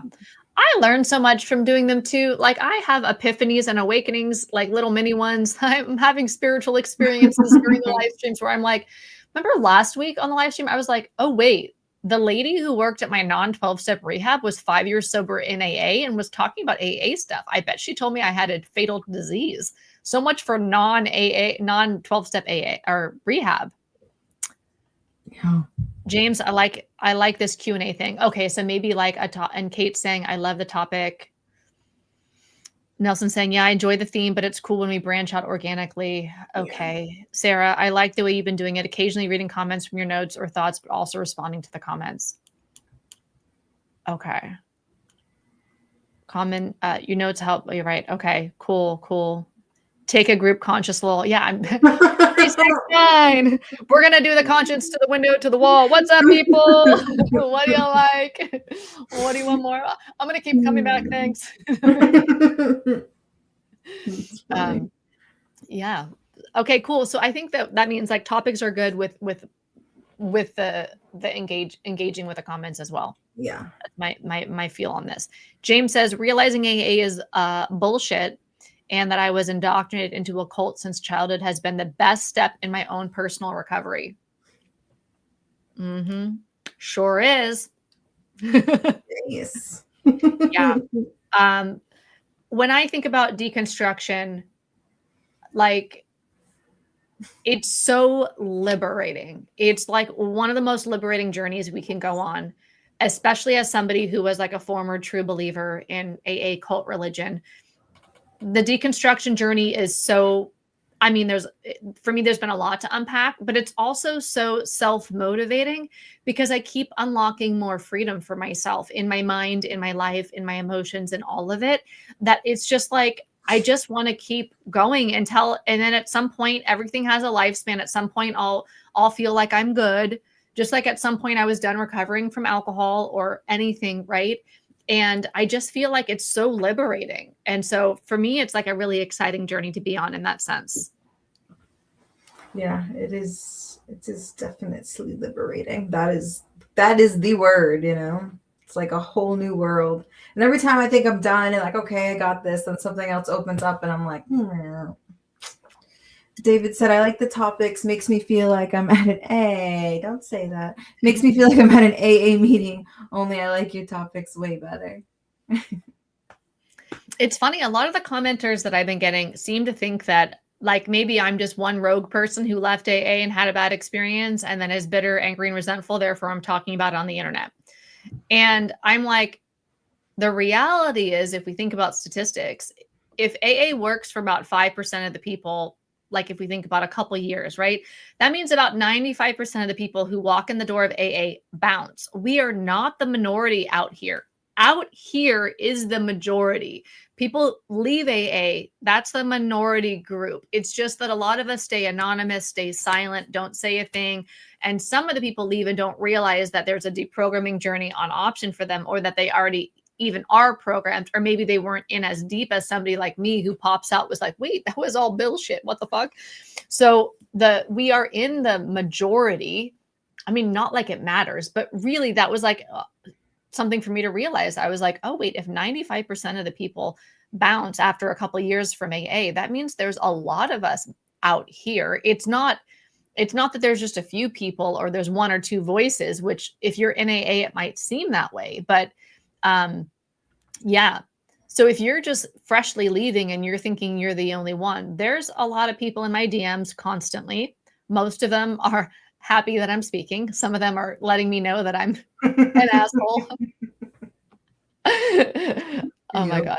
I got this one yesterday. It was like, spirituality is love and you're filled with hate. What the fuck? And I was like, bro, if you know what spirituality is, then why the heck are you telling a stranger, projecting hate onto a stranger? Like, where's your love, pal? Like, what do you mean? Yeah, it's insane. It's funny that you say that though, because I remember, because I was, like I said, I was deprogramming as I went. And that used to be something I used to say all the time, was like, we are the majority, like we're not the minority. That was like a big, just you saying that, it clicked for me, because that was something I said all the time. It was a big thing for me in this journey, was realizing that I'm not part of this tiny bit of people who were part of the unfortunates. It's most of us, you know, and I think for me, that was to know that, like you said, it doesn't really matter, but to know the overwhelming amount of people that have also experienced this in some capacity was huge. Because we leave and it's like, I think I'm alone now. Yes. There doesn't be any cults around.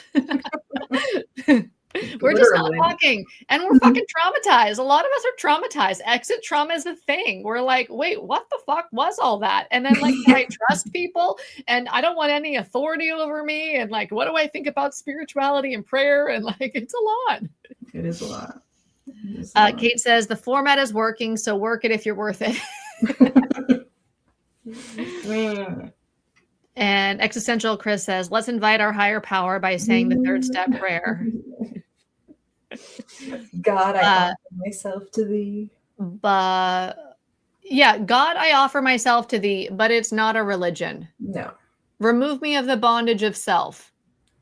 Someone's like, it's a self-help group. I'm like, no, now that I know the word that I can't pronounce, you guys, you're going to watch me learn how to pronounce this word. Self-diminution.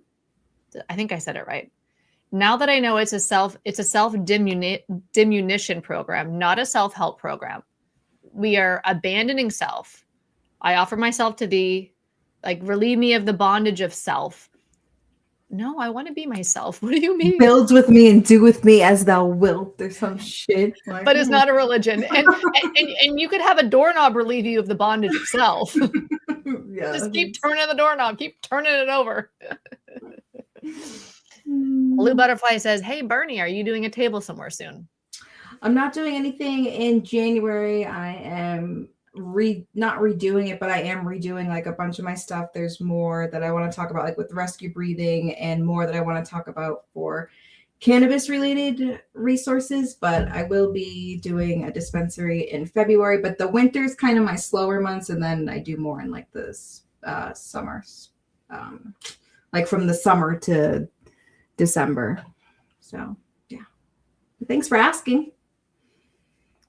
Cameron says, so true, so liberating, so relate. Thanks. Yeah. And Lindsay says, your song sims got me like, I'm the same damn way. Oh my God. You know what is so bad about it is like, I will do it with the same one over and over and over again. And sometimes like, if I'm your friend, I don't mean to, but like, if you say something once, I might lock that in my head, make it a song and sing it every time I see you. And I'm like, once I've like understood like what the autistic brain does, I was like, oh yeah. Okay. Oh man. Yeah. Echolalia or whatever. That's a vibe. Totally a vibe. Let's see. Okay, we're almost at time here, guys, but let's just see a few more comments. Existential Chris, love the name, by the way. I just stopped thinking about my sponsor daily after 5 years of deprogramming. Wow. Wild, isn't it? Sarah said, I just learned Bill W. wrote the Triangle of Self-Obsession pamphlet. I can't believe I used to say it was a favorite pamphlet of mine just because others I admire loved it and it seemed so deep. You know, half of my personality in AA was like mimicking other people who had what I wanted. Gross. Sarah says, I do the same thing over and over. You do the same thing over and over, expecting different results. Is that about my echolalia? Is that about my singing it up? I can't help it. It's just, and I'm not trying to help anything. I'm not trying to inventory myself. I'm not under the microscope. I'm not wondering what about my character defects. I'm just like a vibe. And if you don't vibe it, then vibe a different way. You know what I mean? Like, I'm just going to be me. And I repeat what people say like a song. It's just kind of weird, but whatever. I make up nicknames for pretty much everybody that I've ever met, right, Bernie? It's like, true. I was like, can I call you Bernie? Is that weird? I was like, no, actually, I love it. I went weekends with Bernie. But see, the thing is like, that's what's been so liberating. One of the liberating things about leaving AA is that like my quirks aren't to be inventoried. They're not to be prayed away. They're not, it's going to make me cry. Like there's a level of self-acceptance and self-compassion I have now, which was impossible when I was inside those church basements, literally being told to pray away my monotropic thinking and my hyper focus. And these things that I know are in pretty much more, not fixed because the brain's not fixed right, but are pretty stable and have always been there in my life, that I'm not trying to pathologize everything about myself and pray it away and inventory it away and asking a God of my understanding or a fucking doorknob to remove my neurology. It's like, no, why don't I just be who I am, and whoever doesn't like the party that is me can go to a different party, right? Like I don't need to conform for belonging. I don't need to pathologize myself to try to be like the group or whatever. It's like, no, let's just be who we are. And if you don't like someone, just move a little further away from them. You know, I'm like, whatever. I don't like everybody. You don't have to like everybody.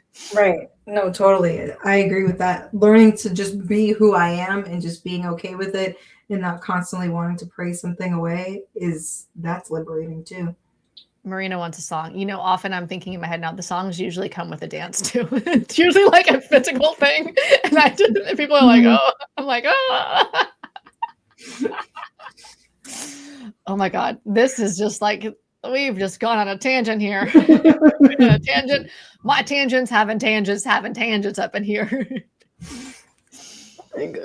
Sarah says, how dare you actually accept yourself? They don't actually want people to accept themselves. It was impossible. It would have been impossible for me to fully, although I thought acceptance was my answer, right? I thought I was accepting people, myself, but it would have been impossible because the way AA was positioned and the way my sponsor in the book and the ideology was positioned and the way I was told to think about it and the way I did think about it, positioned how I am naturally as defective and as something to fix. And to me, that's being on a very destructive treadmill to nowhere where you're constantly working on yourself. That's like, what if I had to do an inventory every day and pray away my bones or my eyeballs or something that's kind of fixed about me? And that's how I see a lot of the work in AA. It's like, it's going nowhere. I mean, I got relief, like telling people some of my secrets, even though I think that that's coercive and fucked up. Confessing some of my secrets in my 5th step did actually relieve some of the shame from me. I had a sponsor who like was basically saying me too at some of these things that I felt a lot of shame around. So I did get relief from some of the work that I did for sure. But in general, most of what I was inventorying, most of my so-called character defects were actually things now that I just lean into, embrace, rock, or I just have optimized my brain with nutrition, movement. I love light therapy. I'm really big on detoxification and light therapy. I do like a red light panel every morning. I have like a brain zapper helmet thing that I wear. I do these little things. and it makes my body function better. So it's not about praying it away or inventorying it away. It's about understanding my neurology through modern science.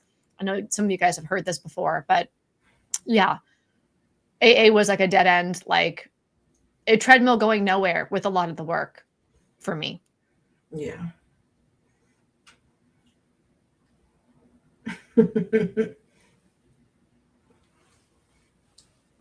Oh, sorry. I'm like, you guys are so funny, said Sarah. Sorry, I have to pee. Nadine says authenticity and AA do not mix. Yes, but we think we're authentic in there, right? We think everyone's telling the truth in the in there. In the rooms. Sarah says, I once heard someone call sadness a defect of character in a meeting. Yeah, bananas. Yes, I can imagine treating a medical condition with science. Totally. Okay, guys. This has been so much fun. Thank you for being on here. You're not a pickle. If you didn't hear the good word, you're not a pickle. No, sure not. Sure not. I love it.